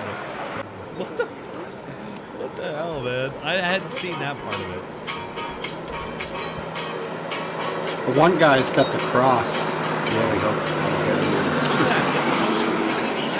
I don't know what that means. Like, if a bunch of men, up to this point in history, if a giant group of men, military-age men, entered a country like this, what would you call that? An invasion? Yeah, right. Is this something that's ever happened in the history of the world without being called an invasion? I don't think so. Yeah. Nah, you know what's crazy? I gotta step away for a minute. I'll be right back. The EU, Brussels, right? You guys keep this going for me. I'll be right back. All right, Yes, for sure. yes. 5 minutes. Same thing's happening in Europe, right? Just a different style, I guess. The EU on the December 20th just agreed that they're allowed to displace all migrants from every country across the entirety of the EU, even if they vote against it. And if not, they're subjected to fines. Wow. At least fines. So, yeah, they just passed that. So that's what's happening in the U.S. They do the same thing in the states here. Like, if you're not allowed, if the state, like for example, says you have to have this in your town, and the town goes against it with affordable housing, for example, then you're fined. And not only that, but they're allowed to just go in and then build it wherever they want. That's affordable housing. That's state to local. I'm sorry? How do they fine people if it's a town that says no? Do they literally just blanket fine the whole town people? Yeah, they find the government, and then they actually then they get to choose where they actually build the affordable housing at. So it disperses the population and destroys the voter block. Well, Did as it well as basically demographic. happen in California? Yeah, this is happening in my town right now. It's happening all Right. over I California. remember you saying stuff like that. Yeah, so it's the same thing that's happening in Hey. Europe with Muslims and all that stuff. What's up, Ellie? Nothing. How to get my settings right? What y'all talking about? Actually, right now, yeah, go ahead. You were talking, brother. Oh yeah, we were talking about basically like displacing demographics within Europe and illegal immigration, voting blocks with affordable housing and all that stuff. Actually, I think you probably have Ah. you'd have a good introspection on this one, right? With Europe. Yeah, I was living in Germany for 2 years, and in that time, I lived in the middle of a Muslim ghetto. So I've seen firsthand what it's like over there and how much they hate us. Yep. Oh yeah. Interesting. Did you live safely in that ghetto? My brother got jumped once. So it was very scary. Eventually, we just didn't go out after dark. He got jumped at an ATM one time. They would like spit at us on the street. I got followed into like a store by like 3 guys once. Yeah, I'd be more worried about getting assaulted, basically. Yeah, I didn't go anywhere by myself. Well, I'm glad you made it out alive. I did. I had pepper spray, but I don't think that was legal. I don't think it's legal to have pepper spray there. Man, really? Is it legal to have anything self-defense related over there?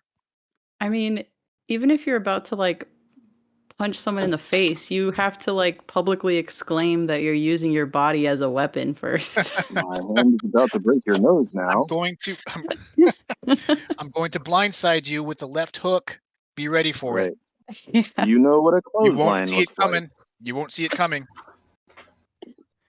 Yeah, I mean, isn't it true though? Like, if you're a martial arts master, that if you beat someone up with your bare hands, it was considered the use of a weapon.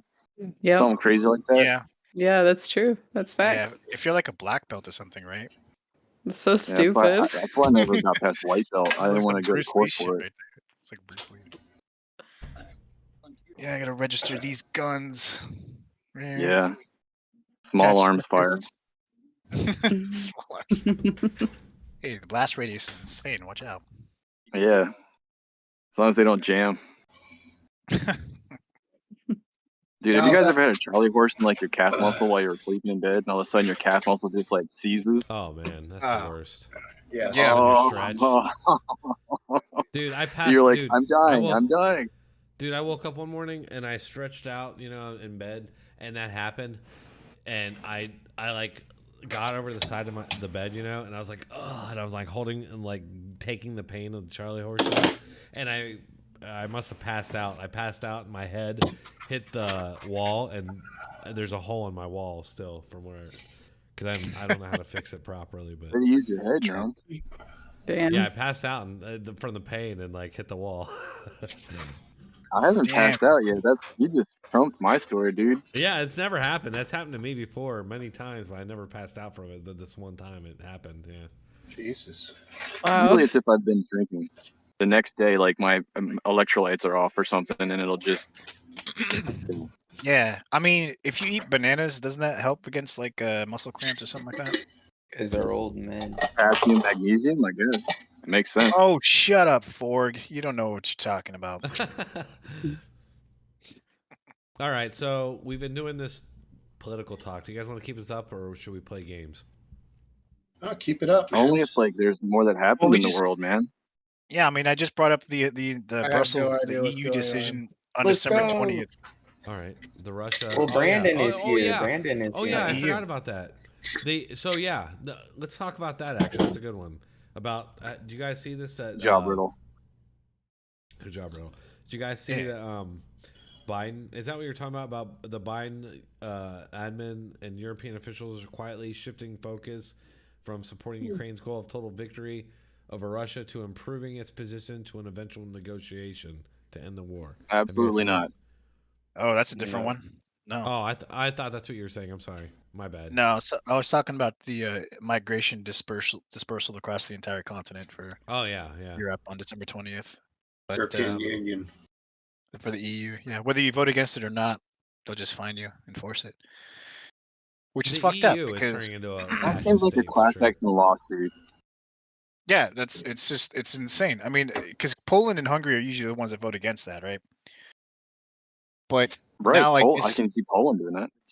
yeah, but I mean, I guess Poland just elected a leftist government with like just earlier this month, supposedly. So I Really? don't know. That's what I heard. They're screwed. Oh yeah. Get It ready just for the happened as a influx woman, of right? Oh, they're news totally guys. It's a totally female, fucked. right? Yeah, I mean, I just find it so convenient that they just so happen to take out certain governments and switch them to the leftists right when they need them. I mean, we were all sitting here praising this guy that's saying we're not taking any immigrants. Look at all these people over there that having all these problems. We're not taking any of them. I thought Yeah. he was doing good, and all of a sudden, a month later, they're like, "Yeah, we're left now." I'm like, wait, what? That happened? Yeah, no, it's insane. It's fucking ridiculous. I think it's fucking ridiculous. So the EU is going to be screwed for sure. And that, I mean, it's how does that affect the Ukraine war too? oh well, they're going to use Poland probably as a staging area for, Right. I mean, who would that's they a think? NATO backdoor. I mean, it seems like we're heading towards a showdown with Russia, China, North Korea, possibly India, maybe. Did Ukraine ever get their 500,000 soldiers? I bet you they didn't even get 20. Yeah, exactly. Like Aren't I they remember the rounding up news people? going out for Russia and them pulling for 500,000 people, and I'm like, Here, there's look, no way people are going to sign up Ukraine for that. can never muster the same number. Like, there's this guy I watch on YouTube, and he did a analysis of this way before the invasion, saying how if it happened, this is how it would play out, and he was totally right about it. And he was right about especially the fact that Ukraine could not keep up with the numbers. He basically predicted it would turn to a grinding war of artillery, which it is, and that both sides will lose big numbers, but that the Russians could replenish it quicker and way more easy than the Ukrainians, and that's exactly what's happening. I just don't know how it plays out. I know that we're throwing more armament at them, planes and stuff like that.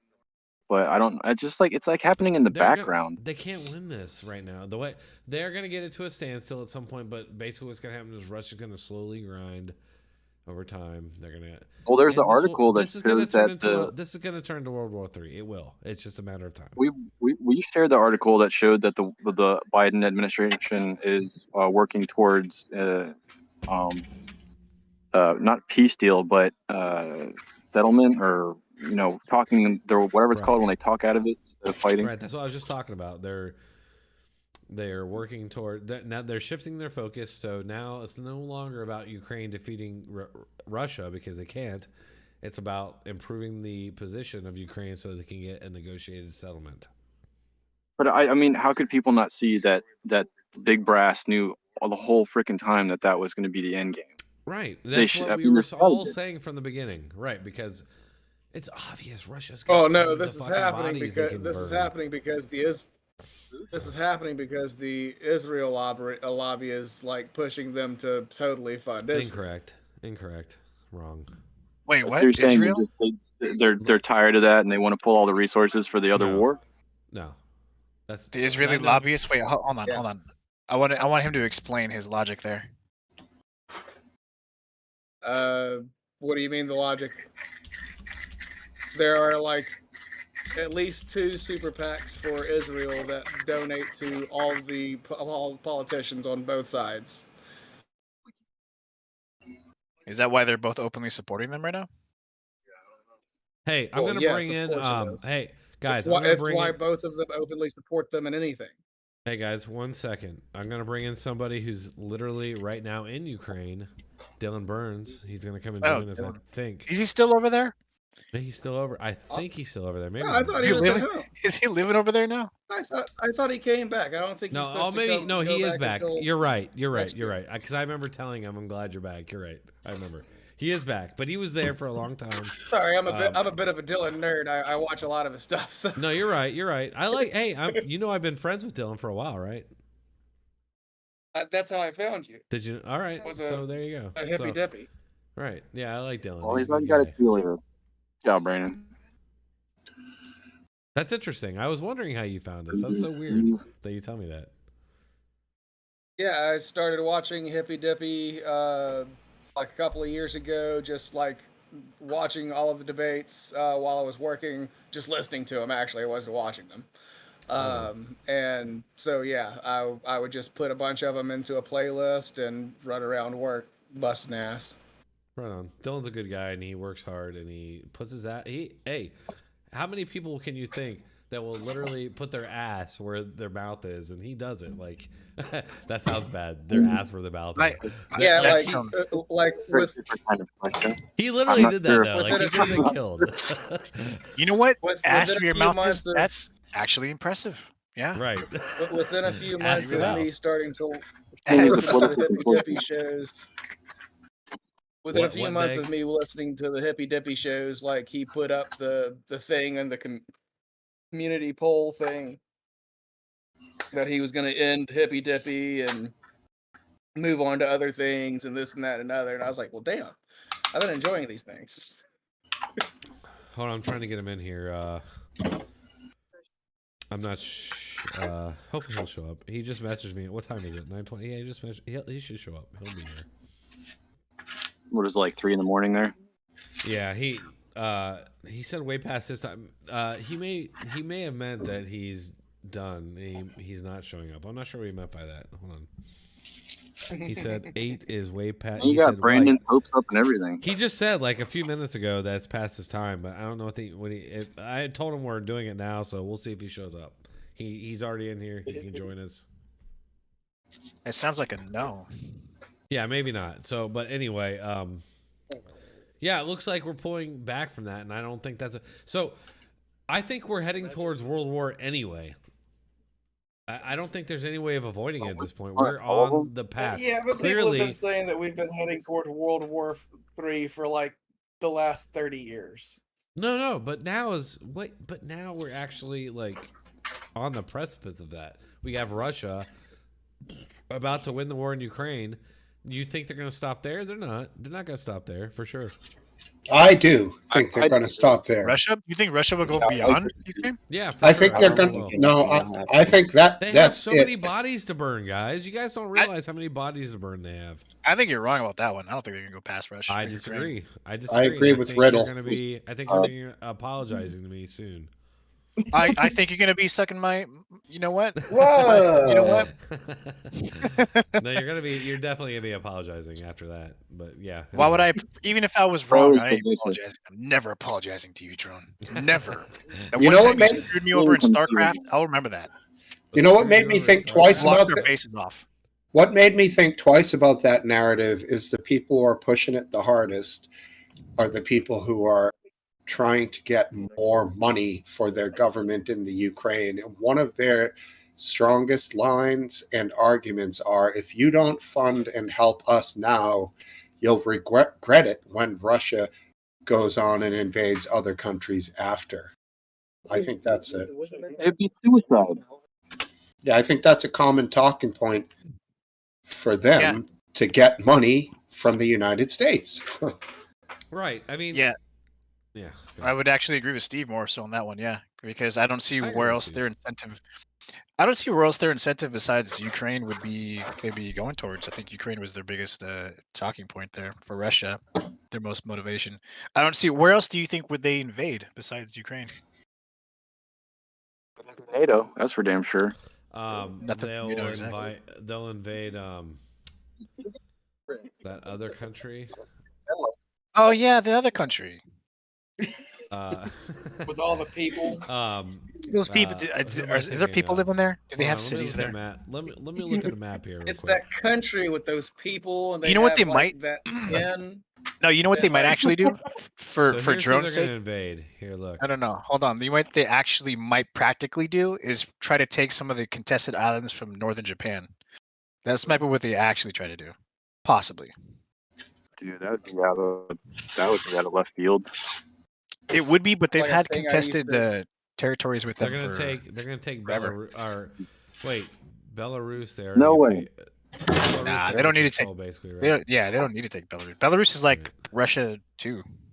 Right. Russia Well, point they're already or controlling Belarus. So Poland, mini Russia. I feel like Poland, Lithuania, Latvia, Estonia are all like in danger.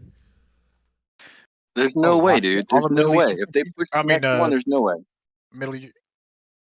No, those would be the not next Middle East, countries Eastern that Europe. would be on their list. But I mean, honestly, I'm still expecting Putin to die within the next at least year. No, I disagree. No. Yeah. I would have expected that earlier, but the fact that it hasn't happened yet, I don't think it's going to happen. So what I think is what's going to happen is they're gonna continue fighting and taking parts of Ukraine. That's what they've been doing, just slowly but surely taking different cities. Although they're taking huge losses, no doubt. They are taking huge losses. I'll tell you that. Some of you've seen them. Yeah. So I think they're gonna stop. It makes more sense because we're already dealing with Houthi. I bet you there'll be an emergency if they ever reach the doorstep of Kiev. There's going to be an emergency NATO fund for them. They're never going to take it. They're going to take the regions that they have now forever and Crimea.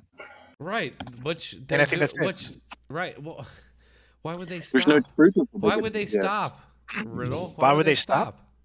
Well, because it's too politically taxing and financially taxing. Here's the thing. So look at all like how much money do you think they have? They have a GDP less than Canada. How much do you think they can sustain this? And they have 187 million people, right?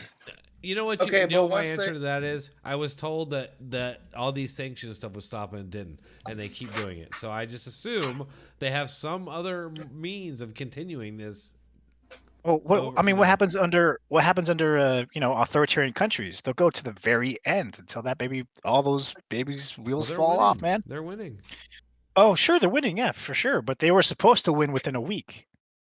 True. I mean, they're getting. Hey, I'm somebody who's been watching, literally been watching their soldiers get murdered. I've been watching this shit for years now, so I see it. I mean, it's sad, but like I'm just saying, like they're gonna get burnt out by not get murdered, not murdered. That's not correct. Get wiped out, liquidated. Anyways, it's sad all around, but yeah, I mean Russia can only draw so many people too. Yeah, I think this is way all more than ending Ukraine up in World War III. I think maybe who knows how far. I thought it was more. Probably not sooner rather than later, but I think this is all going to end up in a world war. For sure. I don't know. The only thing I can justify with the whole Ukraine thing, even though I'm really not in favor of it, but if Russia did really well in Ukraine, then I believe truly that would incentivize China to immediately invade Taiwan. But if they didn't do well, which they're not, yeah, I mean, you guys think Russia's going to take Georgia? I mean, they've been working on that for a while. Oh man, I don't think so. I don't think they can. My buddy was doing training there, training the troops there.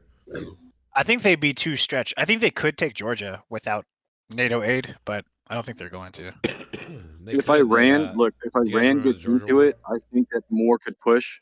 But until there's more distraction around the world, if China doesn't go after Taiwan, if Iran doesn't come into the war in Israel in a bigger front, and America gets distracted in those areas, I can't see Russia becoming the main focus of the whole world because they would get destroyed. I just don't see it. I think not that by themselves, but with China, allied with China. Yeah, China's the factor that worries me here. Right, and China's obviously allied with Russia. They're working with them on all kinds of different. Yeah, for sure, everything, including Iran. I mean, they're the ones that helped fund the Iran, India to some extent, Gaza. And India's no slouch. I mean, we don't think of them as a military power, but they can produce a lot of military equipment. India's going to be more on our side. They're just anti-China mostly, and they're neutral with Russia. That's true. So. Well, no, they help Russia a lot though. India, they do, but that's kind of waning as time goes on. But they definitely hate China. That's for sure. That's. They're gonna definitely. Well, that's good because I kind of like India, to be honest. It's got problems, but I kind of like them. Yeah, they're all right. They're all right. The government pisses me off. I would like to see them. I would like to see them on our side. I agree. Well, it'd be smarter for them to to do that because their economy would they'd be the replacement of China. At least a You big guys part. got Dylan Burns here. My Oh. battery's dying, so I'm gonna back out. Dylan, thanks Did for we joining really? the group. Oh, what's up, Dylan? I'm just gonna play my outro song real quick, and then I'll see you guys later. Thank you for listening to all this silly noise. Hey, what's up, Dylan? Welcome. Hey, hello. Did I miss the show or something? No, we were just kind of trailing off a little bit there. Yeah, we were worries. talking about Ukraine and everything going on, and Biden and the EU kind of signaling that maybe they're shifting their goals there. And you know, I'm a kind of right leaning channel, but I support Ukraine. You know, I want them to win in all of this. I definitely support them against Russia. But it seems like things are kind of turning around. What do you think about that? What do you mean by like turning around? Well, this is definitely a pivot point here. Let me switch the thing here. Funding. Do you know about this? About have you heard this? What specific thing? Here, let me read it. Let me get it here real quick. You might be talking about the Political article or the New York Times piece. The Politico, yeah, the Politico. Yeah, I read the Political article.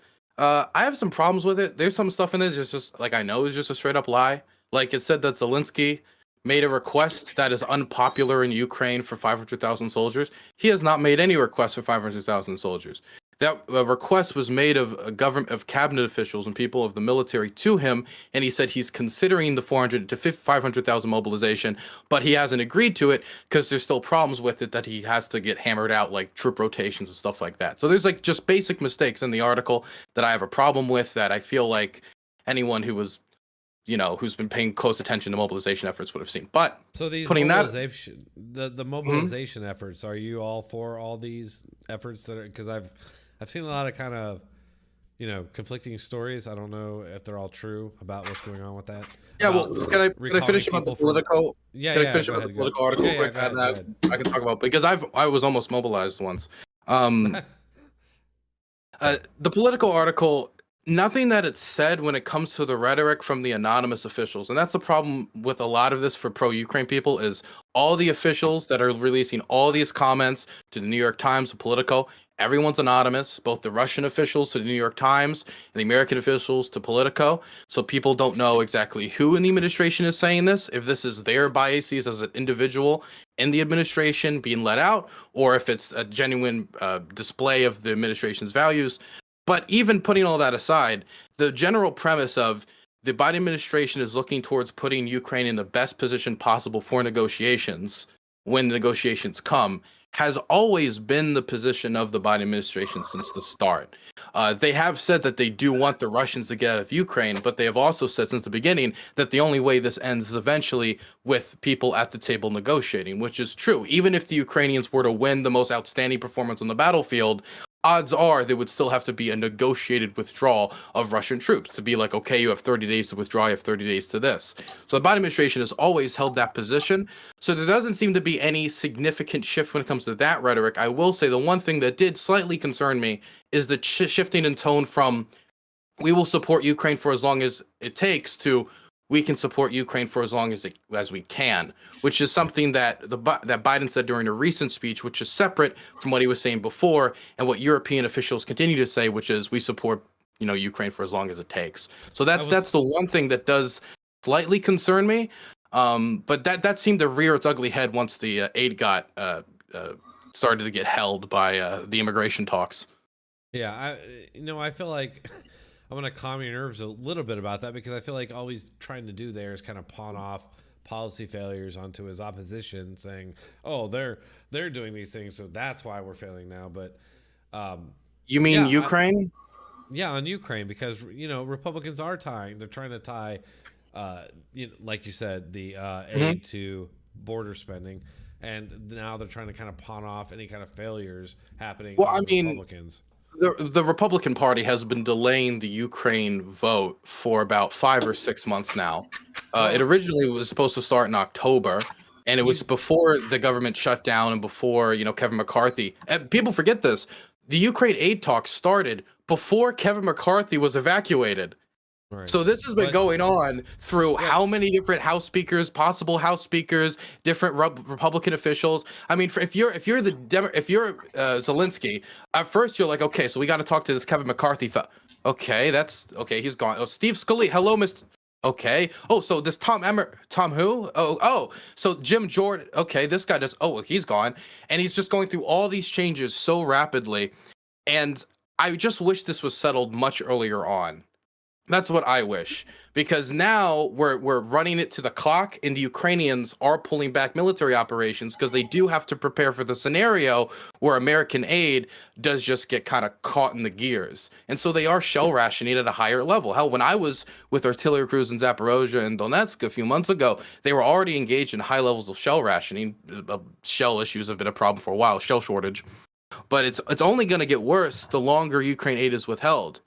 And the Ukrainians can't plan operations until an aid agreement is found. But this has been going on for months and months and months. This should have been settled like 5 months ago. No, I agree, and but to say that it's like all on Republicans is, not fair, because I would say most of it is. No, I mean, no, every it's not single true. Democrat No, I'm votes in sorry. favor of No, aid, it's not every true. aid package. No, I'm sorry, because look, the Republicans are represented. They're elected to represent, and Democrats as well, and they need to come together on an agreement. And I think this country should come first. And I totally agree with supporting Ukraine. All right, I agree with that. I agree, and I want to help Ukraine win this.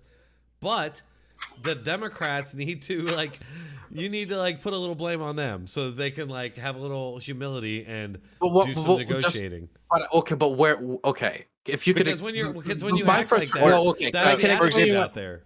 Here's, let me put it from this perspective. When I'm talking to Ukrainians and I'm talking to the people who are worried about the aid, I don't get complaints about Democratic politicians. And when I do get complaints about Democratic politicians, it's only Joe Biden because of his escalation management. And that's the real complaint I get. Because they are propaganda driven. Let me that's not propaganda driven. That's because every single Democrat votes for aid, and 50% of Republicans are voting against the aid. Right, and so they're in favor of the party that supports them. That's not that's not propaganda. That's basic self-interest of the Ukrainians, isn't it? You're not getting the full story there, because obviously the Democrats are tying the aid to their tying the aid to what they want, and they don't give a shit what the Republicans want, and they got to agree, and they got to come together on something. I could agree with you on security of our own border and our own country, right? So it's not all the Republicans' fault. I'm not saying. The Ukraine, you could talk about the border as a separate issue, but the Ukraine stuff I do 95% on Republicans, 5% on certain Democrat officials. That makes no sense to me. Hold on.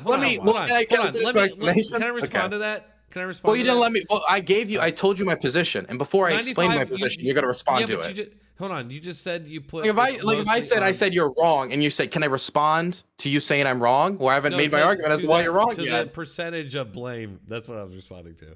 Yeah, well, I can explain my percentage of blame. Okay, go ahead. My percentage of blame is that the party that has upheld the aid up to this point, that is the party that is blocking the aid from moving forward, which is the reason it was getting bundled in the first place with all the other aid, with the Israel aid, was Republican legislators who were talking about issues like transparency, possible things like money laundering, and how these weapons were being used. And so there was a response, and that response was appointing an inspector general to watch over the aid. It was hiring more people to try to follow the end use point when the weapon is used on the battlefield.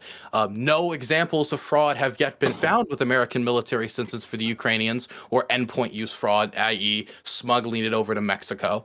And so the Ukrainians fulfilled that request, but then that wasn't enough. Now it wasn't just about transparency. Now it was also about separate issues that are completely unrelated. And that's what frustrates me, is the issue with the border doesn't have to directly do with Ukraine in any way. These issues have completely separate merits.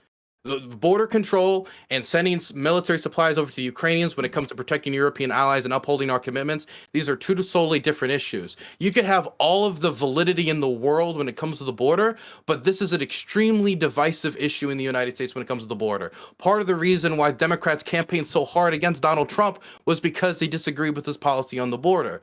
So expecting that in the middle of a war where every second counts and when the aid gets there it counts, to take a totally separate issue issue and jam it into this foreign policy issue on the largest active war in Europe since World War II, I feel is irresponsible. This is an issue that should be settled, but it should be settled separately because these are separate issues. There's also why I'm against the aid being bundled. Well, let me say that I don't totally disagree with you. Totally disagree with you. I do somewhat agree that maybe this isn't the hill to fight this fight on, perhaps. But I do want to point out, one, that it was Republicans and Trump who originally started arming Ukraine with anti-tank weaponry, where the Democrats refused to, and Joe Biden... Wait. Hold on, let me finish. It wasn't Trump who did that, though. No, hold on. It wasn't. It was Congress who did it. It was Congress who approved it, and it was also Democratic members of the House who put forward the legislation to allow such things. It was Democrats and Republicans. It was a bipartisan coalition. Donald Trump, well, he withheld the aid, and he tried to leverage it for. You're talking about the thing that he supposedly got. Yeah, I get that. But what do you mean he supposedly? He did. He called them and said, "Hey." Joe Biden did the same thing. Joe Biden did the same thing. So, and he bragged wait. But you can't wait. Okay. He bragged about it. Before we talk about what about this, right? Because we can talk about the merits of the Joe Biden thing. You're trying to derail me. You just totally derailed me. I'm not. I'm telling you. But you tried to give credit to Donald Trump when Donald Trump doesn't deserve the credit for it. If he tried to block it and it wasn't his legislation. I mean, if that's the case, does that mean Joe Biden would get credit for any Republican legislation that they push through the House? Look, I'm just trying to address the argument you made, and you're totally derailed me. I'm just saying that. I'm sorry. I'm just saying, don't give Donald Trump credit for that because that wasn't him. Look, all right, that's not true. Okay, look, the fact is Joe Biden and Barack Obama blocked those weaponry. Well, I'm against. Ukraine. By the way, I'm a critique of Obama's policy on Ukraine. Let me go through this real quick. I'm just also a critique on Trump's policy on Ukraine. That's all. Well, just let me go through this. They refused. That's when Putin originally invaded, right? And then Trump gets in. The Ukrainians get the weaponry under Trump. I will say that, okay? It happens under Trump, okay? That did happen. And and very important. But also, it was veto-proof. He couldn't have even vetoed it if he wanted. Very important anti-tank javelin weaponry that helped defend Kiev and the invasion. Yeah, that's true. All right, so. So that happened during him, and then you say, fuck, you made another argument, and I forget what I was gonna say there. Well, it's just that he couldn't have stopped it even if he wanted to. It was a veto-proof majority. Again, I just don't understand how we're giving him credit for it. But he supported it. He was for it.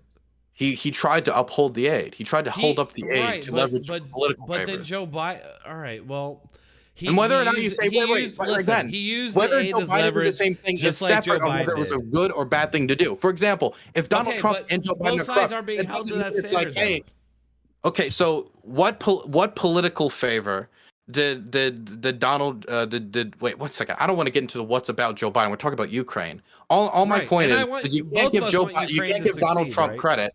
Yeah, of course. I'm just saying we can't give Donald Trump credit if he's upholding the aid for his own gain here. But I'm saying like the political games that you're playing are not helping Ukraine. Like you're playing into a partisan Democrat fight that's not helping Ukraine. I'm saying that we should make this I remember now.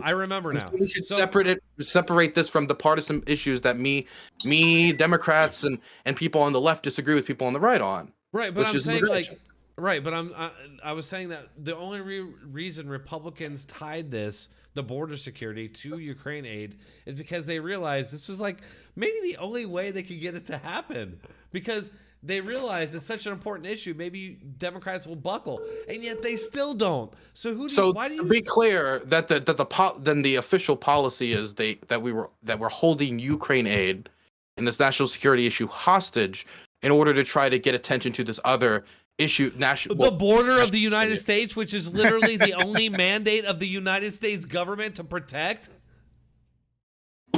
I don't. What was that in response to? What was that? So your position is that we can leverage these other foreign policy issues to bring attention to. No. We're not leveraging anything. The United States. We are leveraging the aid to do that. The border of our country is literally one of the only things our government is mandated to do is protect that border. If aid to Ukraine ends and we don't fix anything on the border, and then like all this collapses, die, right? Then not nuclear war. What? I didn't say that. If this policy falls through because this is an extremely divisive issue, then that means not only do we not have a solution to the border crisis? But then on top of that, we've just abandoned one of our allies for our own domestic political divisions, which, by the way, when you talk to the Russians about how you would undermine American influence in the world, it was always from within. It was always by making the Americans fight each other and making them withdraw from the world. You making this argument is just doing the same thing. Like you saying that the your opposition's position is a product of Vladimir Putin. You're playing into that division. I'm not. I didn't say that. I didn't say that their position is a product of Vladimir Putin. I'm saying that if we go this route, that was the Russian strategy to win. Was waiting for something like this to happen. No, see, that's bullshit. I just find is that not their strategy to win? I can cite you the books where they talk about it on the Russian Military Academy. No, look, I could say with the same validity that the trajectory that we're on with your plan takes us to nuclear war, and we're all going to die. Like, how is that of the same validity? Because you have no idea what's going to happen, just as much as I don't know what's going to happen. What I'm saying is that the Russian strategy, and this is not a secret, is to try to cause discontent in the United States so that we withdraw ourselves to the world due to our own inward chaos, because the Russians cannot confront us on a one-to-one peer v peer basis after the Russian invasion of Ukraine. We've seen that to be the case, I think, as well. They will improve. They are improving currently, as I can see it. They're getting. I know. I'm a little worried about that, to be honest with you. Hold on, I got a question about that. Do you think it's really just Russia capable of allowing all this discourse within the United States, or is there outside factors that are helping Russia? I think there's. I wait again. I'm not saying the Russians are the ones that are specifically making everyone concentrate on immigration. What I am saying is that the idea that our own domestic political divisions would then withtract the United States from the world, and fomenting that was the strategy, and it is a pretty obvious path for America. Wait, let me finish this sentence. You can just dismiss all criticism. Hey, let him Jesus finish. Lord above. Thank you. Let him finish. Let him finish. My point is, I can see a clear path to America losing large swaths of the influence it has in the world. That is not only, I think, important for our ally security, it's important for our security. And the most clear path to me is our own domestic political divisions withdrawing ourselves from the world, which is the Russian strategy. I'm not saying that the border isn't important. I'm not saying that this issue isn't important. And I'm not saying that everybody who cares about immigration is a Russian agent and all they want to do is like murder all the Ukrainian babies. I'm not saying that. What I am saying is that I can see the path we're on, and it's a path towards America's influence in the world being destroyed, and retracting ourselves from having a status to help our allies in the world and to secure our interests, our real interests, not just the interests of oil companies in the world. And that's something that scares me. You think that the policy that we're currently on isn't causing that already? Like, the policy with weapons that aren't helping think, them, and they're still losing. What do you mean? What do you mean the weapons aren't helping them? What do you mean by that? I mean, what we're sending, the Abrams haven't really had any. The Abrams just got on the battlefield. They got on the battlefield like a week ago, and there's 34 of them. If I gave, really? Yes. Are you sure about that? Because I've been reading reports about them from Ukrainian soldiers for like a month, about how they got a lot of problems. They're breaking down on the battlefield a lot. They're not really caught. And the challengers. What's up with the challengers? What are they doing? How have they changed I have the no battle? clue what the fuck you're talking about. The British Challenger tanks. No, I know. No, that's not what I meant. I don't know what you're talking about when you're saying that the American Abrams tanks are like low quality and they're all breaking down. No, I'm not saying they're low quality. I'm just saying what we're sending them apparently is not. It's a bunch of shit that we had out in Iraq and stuff. What I meant is I don't know if it was 1 week ago or 2 weeks ago. I don't remember the exact date. But I'm saying that. Our policy currently is incompetent. What we're sending them is not good shit. They're not being able to use it wisely. There's not a coherent plan. There's not a coherent strategy, and it's not working out well. That's what I'm saying. Did you get your bullet points out? Yeah. Okay, thank you. Now you just talk, dude. I just want to interject a little bit. That's it. Well, it's just you throw out claims very rapidly, and like these claims need to be dissected. You know I do. I have a question. No, I do. The tanks got there a week to a month ago, very recently. So the idea that those 34 tanks that were supposed to get there, by the way, they needed those tanks before the offensive. Now that they've gotten there months after the offensive is over, why haven't they had an impact? Well, it's because at the time that they needed them most crucially at the start of the counteroffensive, they didn't get them there. And that is a real critique. They had the challengers. They had the Challengers, but again, we're talking about issues of quantity. Like Which you they can get lost a couple of them right off the bat. Now they're much more. Also, you're talking of issues of quantity, but again, let me fit. Come, you gotta let me. I let you do your bullet points here. I gotta respond to your bullet points. Outside of the fact that these tanks have saved the lives of Ukrainian servicemen, much better at protecting Ukrainian servicemen and protecting the experience of these tank crews, that is an advantage that they can gain over the Russians, who are still heavily reliant on the old T-72s, T-62s, the older tank models that, are basically a jack in the box when you hit them the right way. They got a lot of them, yeah. And they do have a lot of them, but preserving that experience of tank crews is something that we can do to help them. And providing them with shells that help them hold the front line is something else we can do to help them. And these are all things that can genuinely contribute to them not only holding the line, but taking more villages and taking more settlements back. Our aid helped them in the Kharkiv counteroffensive. It led to them pushing the Russians out of the Kharkiv area and led to Kharkiv being a much safer city. Our aid helped the Ukrainians take back the only provincial capital the Russians captured for the entire war, the city of Kherson. It's helped them take back 50% of the territory that the Russians lost since they started the war in 2022. And we're talking about Ukraine, a country of 33 to 44 million people, standing up to what was, before this war, the second most powerful military in the world, according to most analysts, right? So I think that American aid has significantly contributed to their ability to achieve those victories. But now that the fourth among their 4 counteroffensive, that the fourth one, the first 3 were successful, Kiev, Kharkiv, and Kherson. Now that the fourth one was like Operation Market Garden or whatever other historical example you want to give of a failure, now that one failed, our aid has done nothing. It has contributed nothing to their defense. It's contributed nothing to their victory.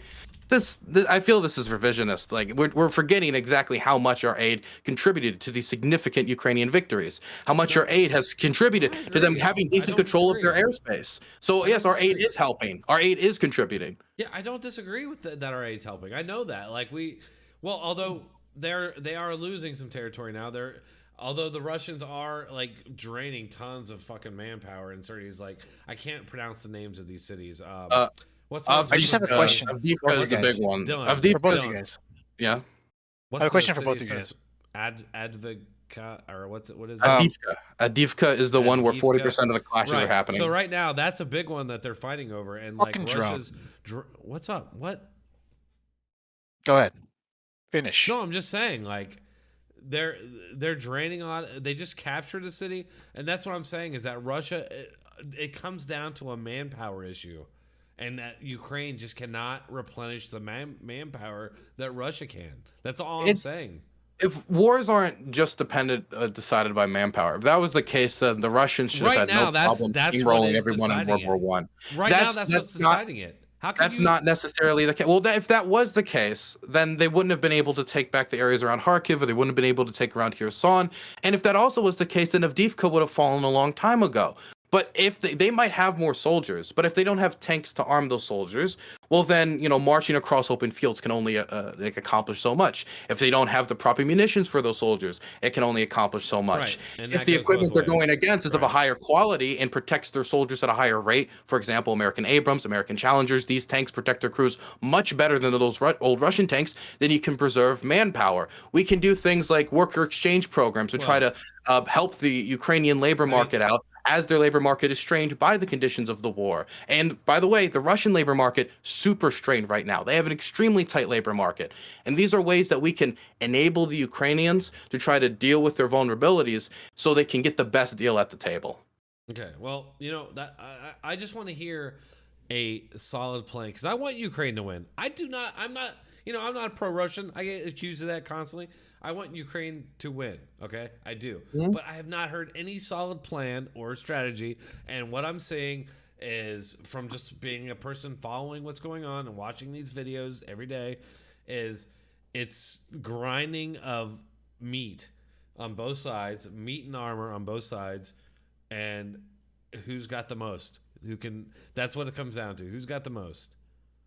It's not as simple as who has the most strategy and who's attacking, who's defending, what supplies you have available. Logistics, all that. Yes, of course that matters. That matters extremely. If who's attacking and who's defending is going to decide loss ratios. It's going to decide whether one side is losing 1 to 3 or 1 to 10. It's an artillery, drone, armor war, okay? and that comes down Okay. to manpower and meat. And Not that it's- artillery it's- is the strategy. grinding that down. Strategy absolutely matters, and who's attacking and who's defending absolutely matters. It is harder to be the attacker here, and Ukraine is building the trenches to fight a long defensive war as it tries to reconstitute its manpower, and as it tries to train the possibly, we don't know the range of soldiers yet, but hundreds of thousands of more soldiers for replacements so they can make troop rotations and make new units so they could try to do new offensives or try to do new operations in the future. Is there That a means spot Russia over is there? going to be attacking a lot, and they're going to have to be taking these defended positions that are going to be, in many instances, more defended and harder to take than Avdiivka. Like Avdiivka is a city of 10,000 people. Kramatorsk is a city of 100,000 people. Is there a spot over there that's like Hacksaw Ridge? Is there a place over there that's getting back and forth like Hacksaw Ridge? You know what I mean? It's Avdiivka. That's right now is the place. No, Avdiivka It's like is not Bakhmut. going back. No, It's like Avdiivka is Bakhmut. not back. It's not back and forth. The area that's no, it's like Bakhmut right now. I don't know how you say that, but Bakhmut. Bakhmut, yeah. It's not going back and forth when it comes to territorial control, but it is a battle where the Russians are pushing hard and taking a ton of losses. It is a little different. Ton of losses.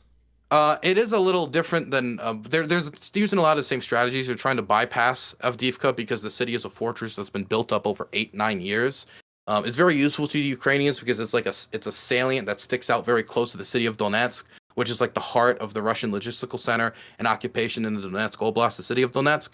And so they want to hold it because it's very strategically useful and because it's been built up over 8-9 years. And so comparative to a lot of the cities that are behind it that have only been built up over 1 year or have just started to be built up, like those defenses are going to hit the Russians a lot harder. And that's what I'm talking about. Like in battles like Avdiivka, these defenses being built over 8 years has had an impact on the amount of casualties that the Russians are taking. So it's not as simple as who has more men. The Russians have a lot more men around Avdiivka. I think they have like 40 to 50,000 men around Avdiivka alone. And they've been doing this for months and they still haven't taken it with tremendously high losses.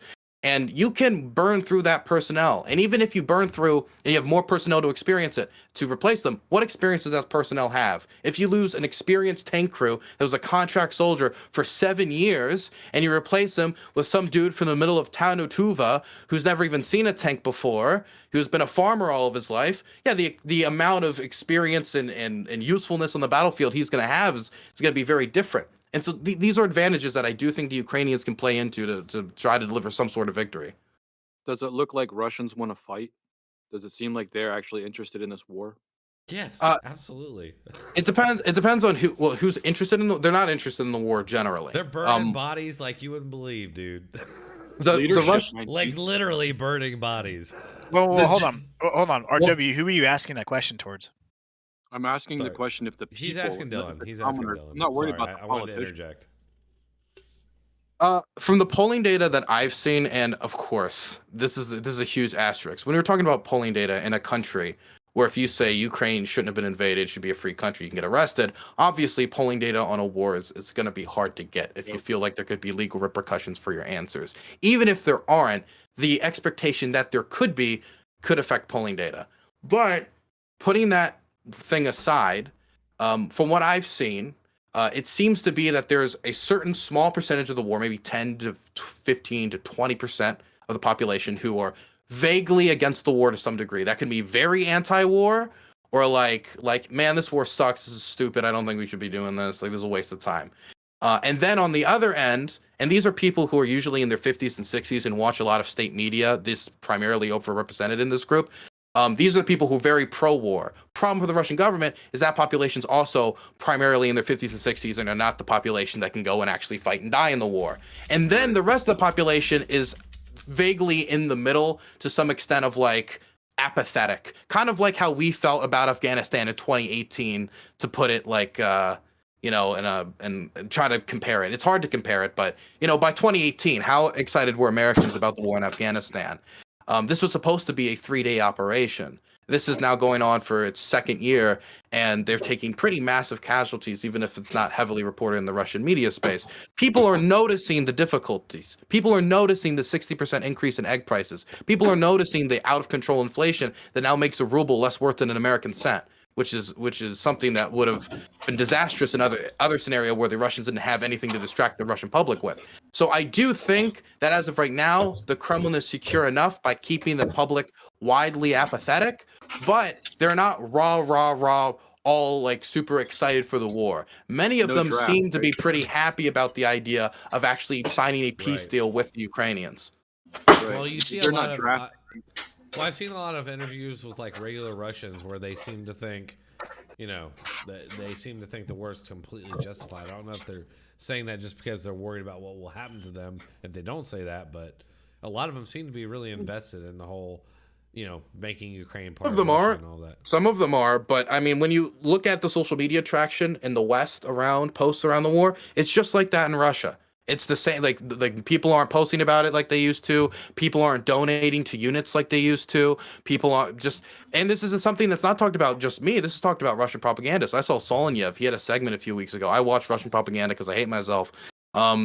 He was talking about the general apathy around the war. This is how we lose. We just have our pride in Russia and this great challenge of the West. One great example of this is a few days ago. There was this naked party somewhere amongst the Moscow elite where they got a bunch of DJ like popular celebrities and rappers and music artists, some of which who are explicitly pro-war, and they got together and they got semi-naked for a party. It's just some weird. It's like some fucking California shit. Whatever.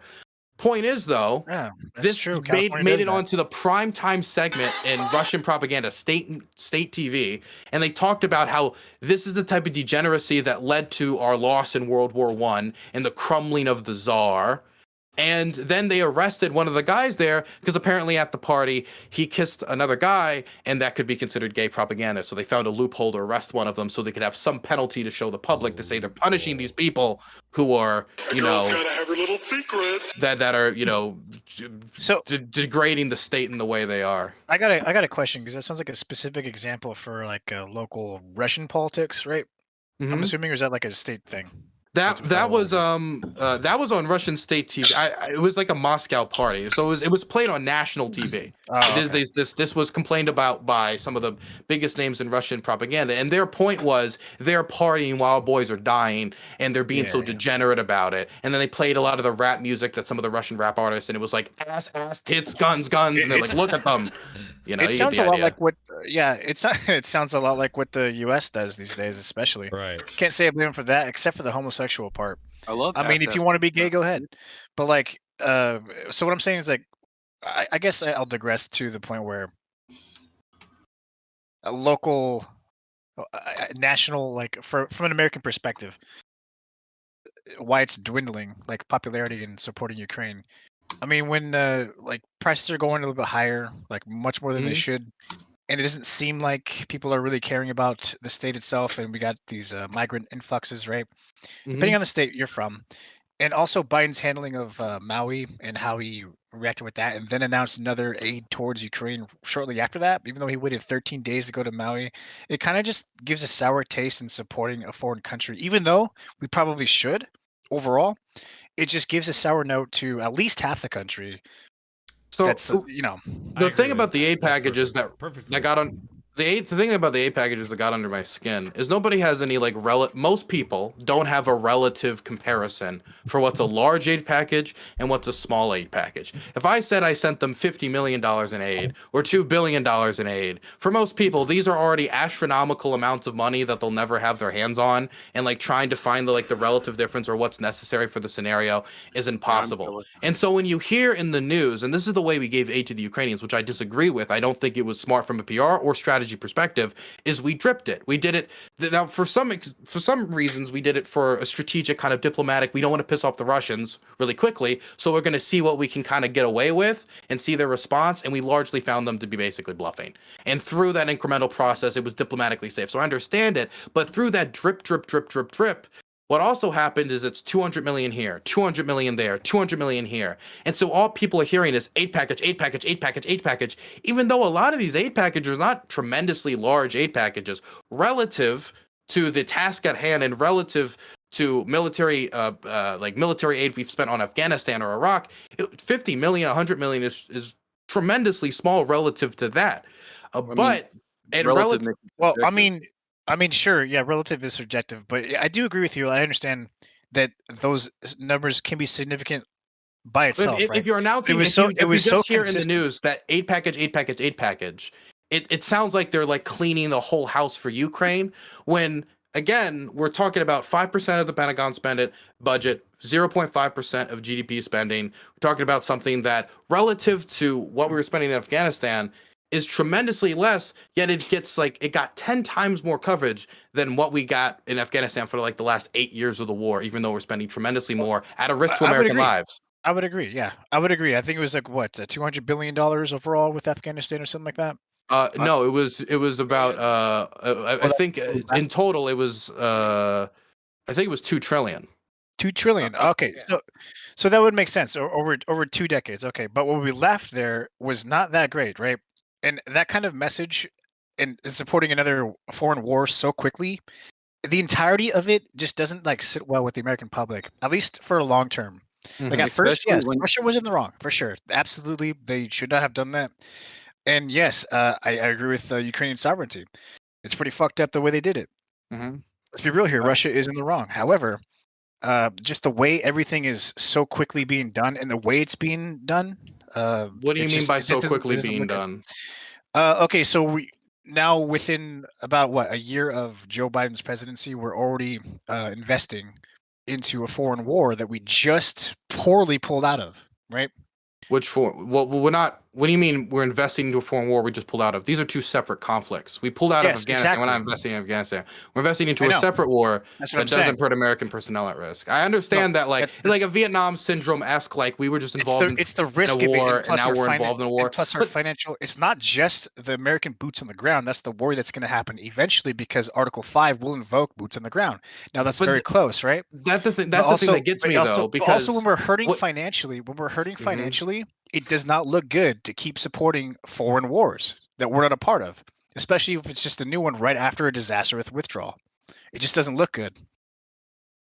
Whether now, I will say about foreign aid and the perception of foreign aid. I think foreign aid's generally gotten a pretty bad rap when it comes to how much it's hurting the American people.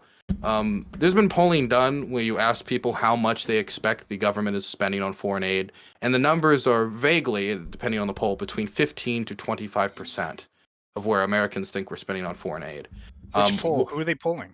That was Pew Research Center, and they're polling like voters. Voters from which locations and where?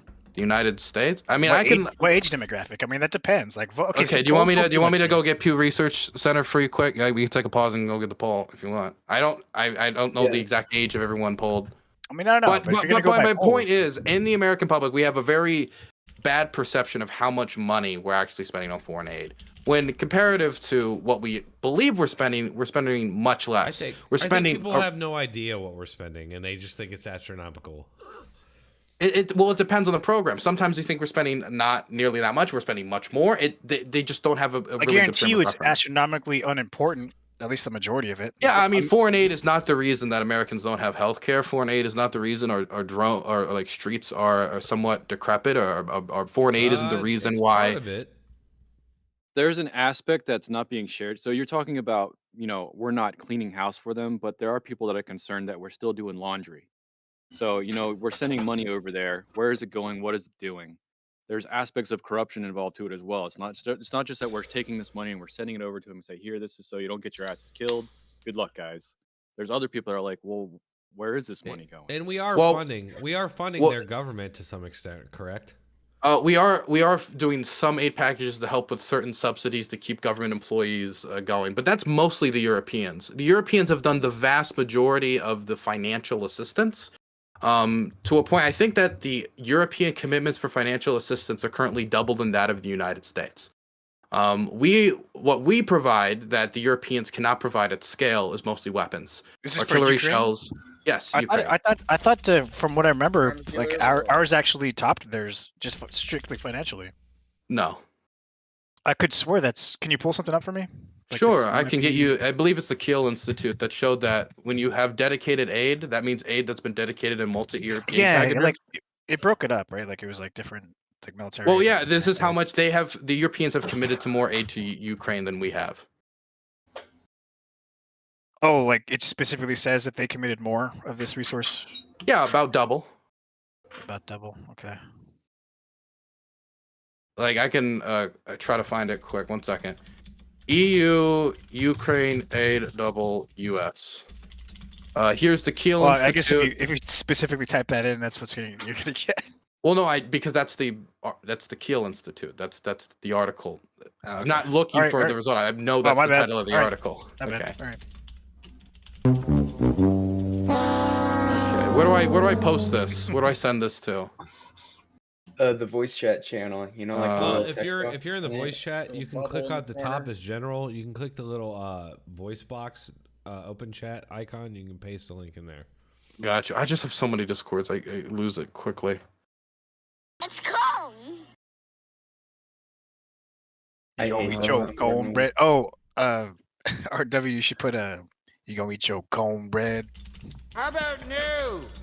Yeah, I think RW got fed up with telling him what to put there. Which chat was it again? If you look on the The voice VCs, chat like that you know you're how you in. join a VC by clicking on them, if Oh, you the hover VC over chat? it, there's a little text icon. Just a little Right. text. Right next Oh, to the open general- chat. Open chat. Is that it? That would be it. Yeah, open chat. There you go. Huh. That's it. That's weird. I've never seen that Isn't that, before. I know Anyway, it's so hidden. Isn't that cool? Though? Yeah, that's it. it's weird. I know it's weird. I know. I thought. But yeah, the there's the same thing. Kiel Institute, though. Yeah. There Yeah. you go. Yeah, that's from 4 months I'm ago. bringing- Nothing. I'm No bringing aid it up. packages has been declared since then to change this dynamic. Whoop! Shit! I just closed it.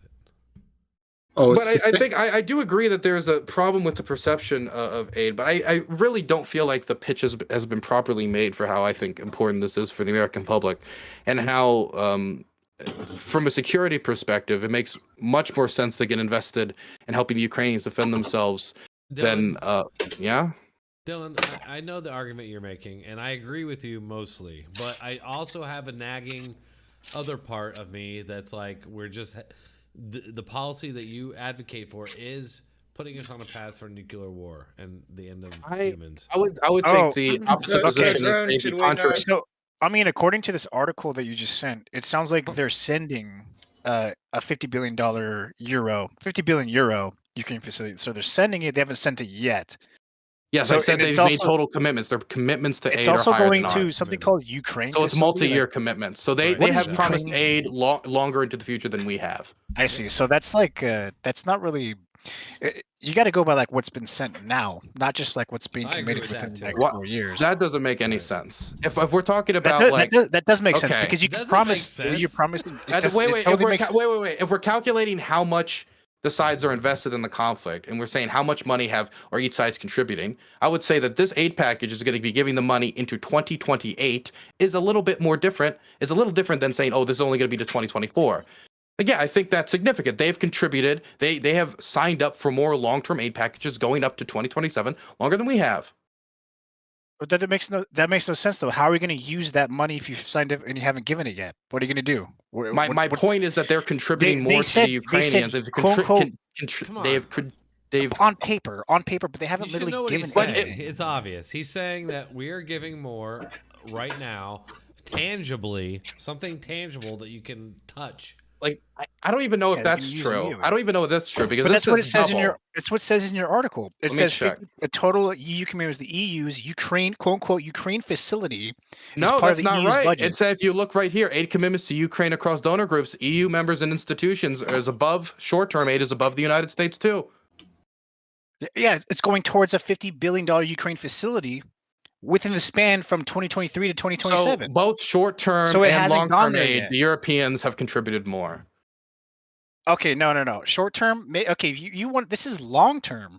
This is both long-term and short-term. Scroll down and read the rest of the article. God damn it.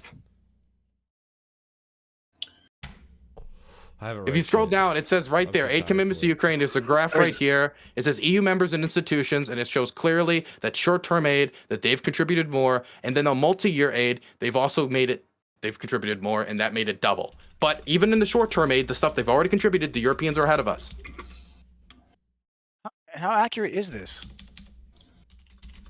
I mean, it's accurate. September though? 2023. Has something happened in the last 4 months that would significantly shift this? We've done a few $100 million aid packages, but these numbers are in the billions. doesn't 2024 include to private July donation 31st. support for refugees. I don't think it includes private donations. This is just about government funds. So this doesn't Yeah, include no, the private. I'm reading it at the bottom of the thing. Yeah. No, So point is, both short term and long term, the Europeans have committed to more. But that doesn't mean that we haven't contributed in more ways than the Europeans in some aspects. Militarily, we've contributed more. You know who I think can since there's apparently the majority of these donations come from Lithuania, Estonia, and Latvia, right? The Eastern European countries that are worried about that. Poland as well. But what's concerning to me is Germany and France. Where are their contributions? I don't understand. Why aren't they contributing? Well, that's as a should. percentage of GDP. Germany and Finland have both contributed much more than both Estonia, Latvia, and Lithuania combined. Sure, but GDP wise, they're Oh, yeah, supposed I to. do think they should made contribute more. made the promise to I just wanted to make sure. 2.2%, and they haven't been following that for decades. This doesn't have to do with this is a separate thing than 2%, but they haven't done that as Sure, well. sure, That is true. But I do think the Germans. Well, I think the Germans are doing much more than the French. I would point more of a finger at the French. The Germans also have contributed more since why then. that is. But I I do mean- think the Germans should contribute more. Yes. I mean, these guys control. Well, like, if my EU. point is, I do think do the you think- Europeans should take the security more seriously. Can I ask you real quick, I agree with Dylan? Do you think that Trump was right when he originally warned about the alliance and the union being threatened by their dependency on Russia and for oil and energy, and he was mocked for that, and well, just that. Yes. Interesting. I mean, he was right. I mean, like. Yeah, he was.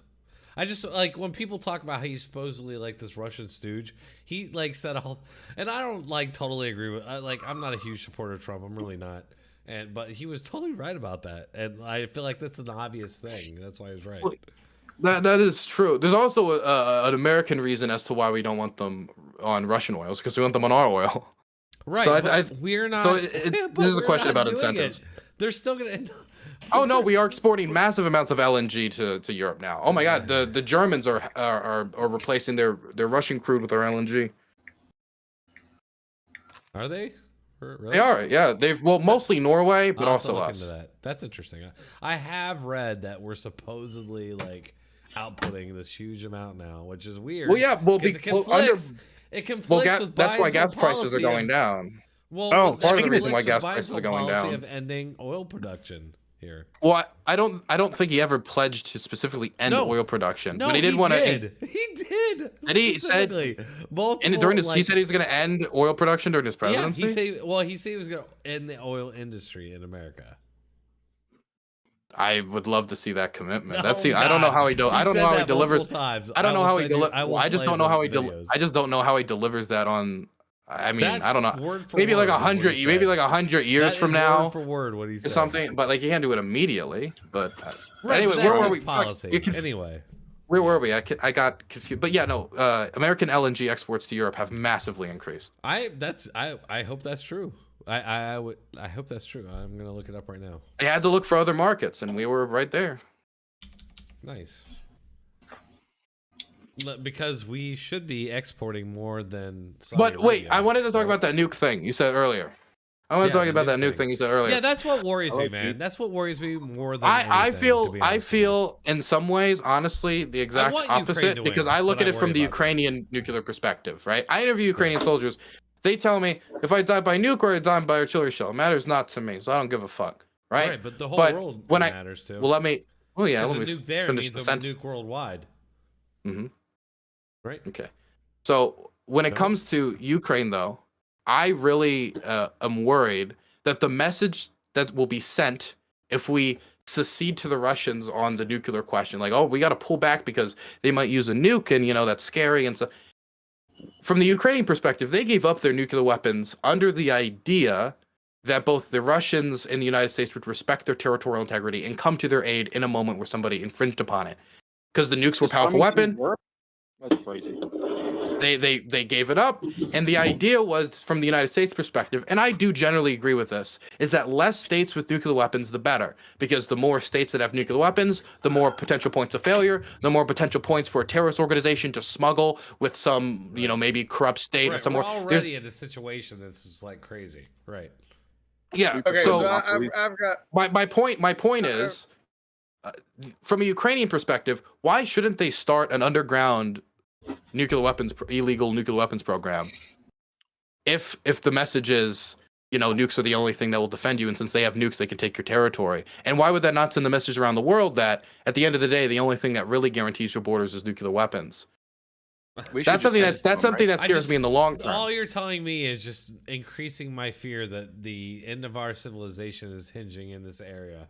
Well, I'm not saying it hinges. I'm not saying it hinges. I'm not trying to be an alarmist. What I am saying though is if the goal is we got to stop this war immediately, or when we need to give the Russians like a lot of stuff they want because they have nukes and they could leverage that to do something horrible and end the world. I do want to say that if they get benefit out of that, what message does that send? And the second part of that, and what message does it send that one country gave up its nukes in pursuit of denuclearization in a safer world, and what was its payment for it? It's destruction. Right. I'm with you. Right. I understand. I totally understand where you're coming from. It's kind of the In other words, you paradox of support all of the this. All right, so my question to you, Drone, would be what would using a nuke in Ukraine benefit Russia? That's a great question. Well, I don't think it. I mean, that would be like us benefit nuking Russia. Mexico. I don't think it would benefit Russia. I think it would trigger a. I think it would trigger a nuclear war if they did that. Okay, well, I mean, beyond just the nuclear war like scenario, like it would be like us nuking Mexico. Like it's like right on their border. Right. It's gonna like waft over. I get you, man. Their citizens are gonna be hit Is that on with the it. table? It's still a gamble. It's still a major gamble. That's all I'm saying, man. And as a guy with a family and kids, the thing, I'm just thinking about. I get understand. you. I'm with you though. I still get but you. But when we talk about, and this is maybe, I don't want to become like. We should be honest about that.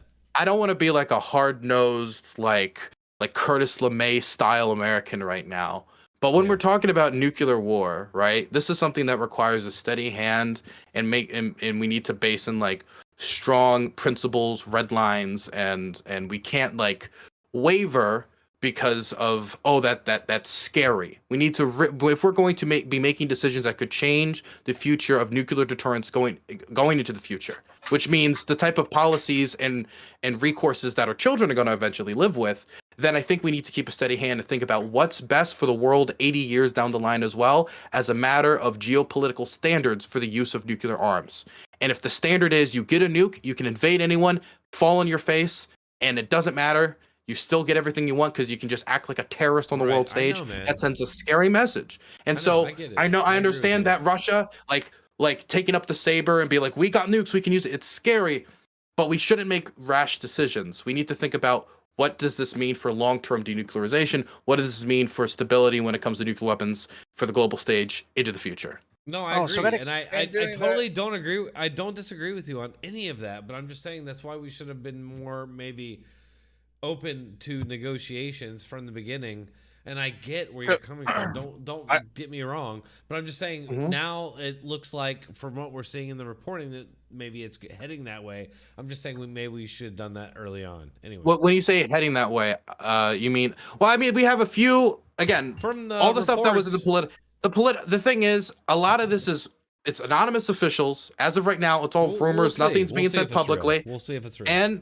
And not only will we see if it's real, but of the stuff that's covered, not much of it's new news. Like, oh, the American government will stand Ukraine to get the best eventual settlement when negotiations come. That was Biden's position since the start. He said that since the start. Biden was not at the beginning. He's like, from the river to the sea, Crimea will be free. He didn't say that on the at the start of the war because people understood that might not be achievable practically. Well, technically, that was achievable for him. Crimea does attach to the sea.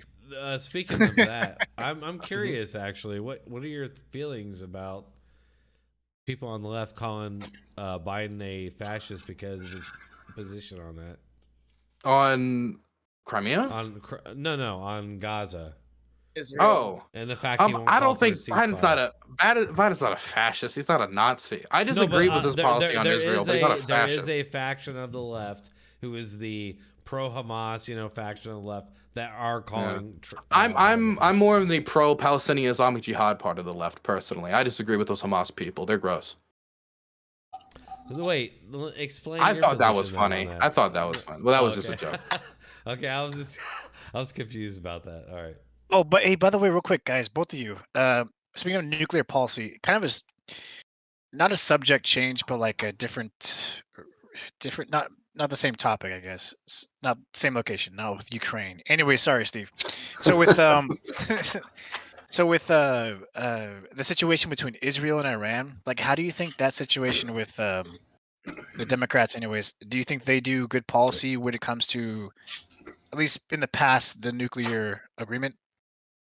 I think Like, a do you think that nuclear. was a good deal? The part of the reason why I support Ukraine is because I am an advocate of denuclearization. Nuclear weapons terrify me.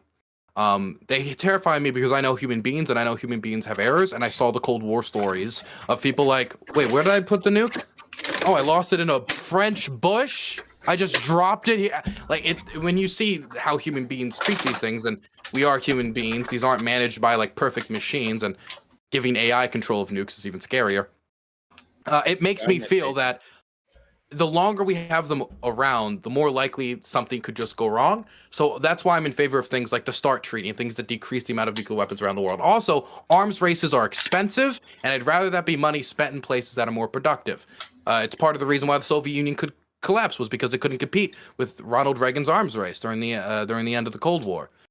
So I am generally in favor of the Iran deal. That doesn't mean I agree with how it was necessarily negotiated or with all parts of it, but I do believe that we probably will have to negotiate with the Iranians in order for them to stop the nuclear weapons. I think that their issues of regional influence and militia funding is a separate issue than the nuclear weapons, though. And I think it should be dealt with separately, and it can be dealt with separately. And I agree with the Obama administration when they said that. Considering that they're a pretty radical religious group, right? Oh yeah, the Ayatollah, the ones in control of Iran. Unfortunately for them, do you really think it's wise to be paying them money to appease them to not create a nuclear program deal and use a third-party system to monitor? I don't think we should pay them American money, but we didn't pay them American money. We gave them money that we froze that was the Iranian money during the Shah. It was for weapons programs. And eventually we shifted that money over to them since we never delivered them the weapons systems because they had the whole, Iranian revolution thing. They're still giving them money.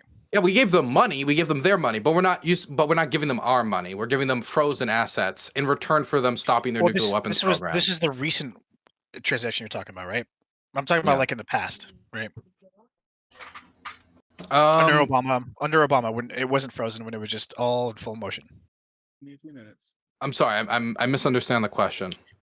Do you think it was a good idea to just give them money?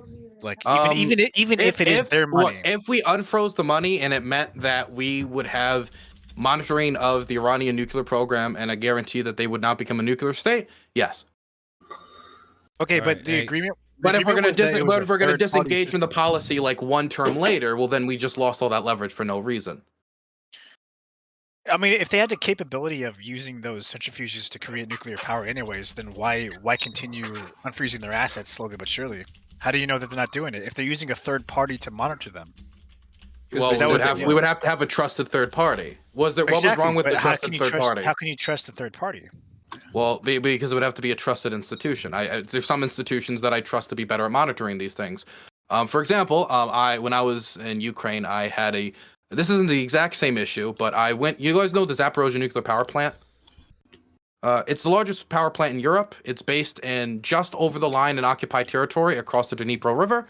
And again, it is the largest nuclear power plant in Europe, and it has multiple close calls. There has been reports from nuclear weapons monitors from the IAEA, the International Atomic Energy Agency, that have people stationed there, that they've placed mines around the facility, that the facility has had some pretty close calls. And I think having those types of monitors there have contributed to the safety of the building, considering, the history of Russia targeting really important infrastructure.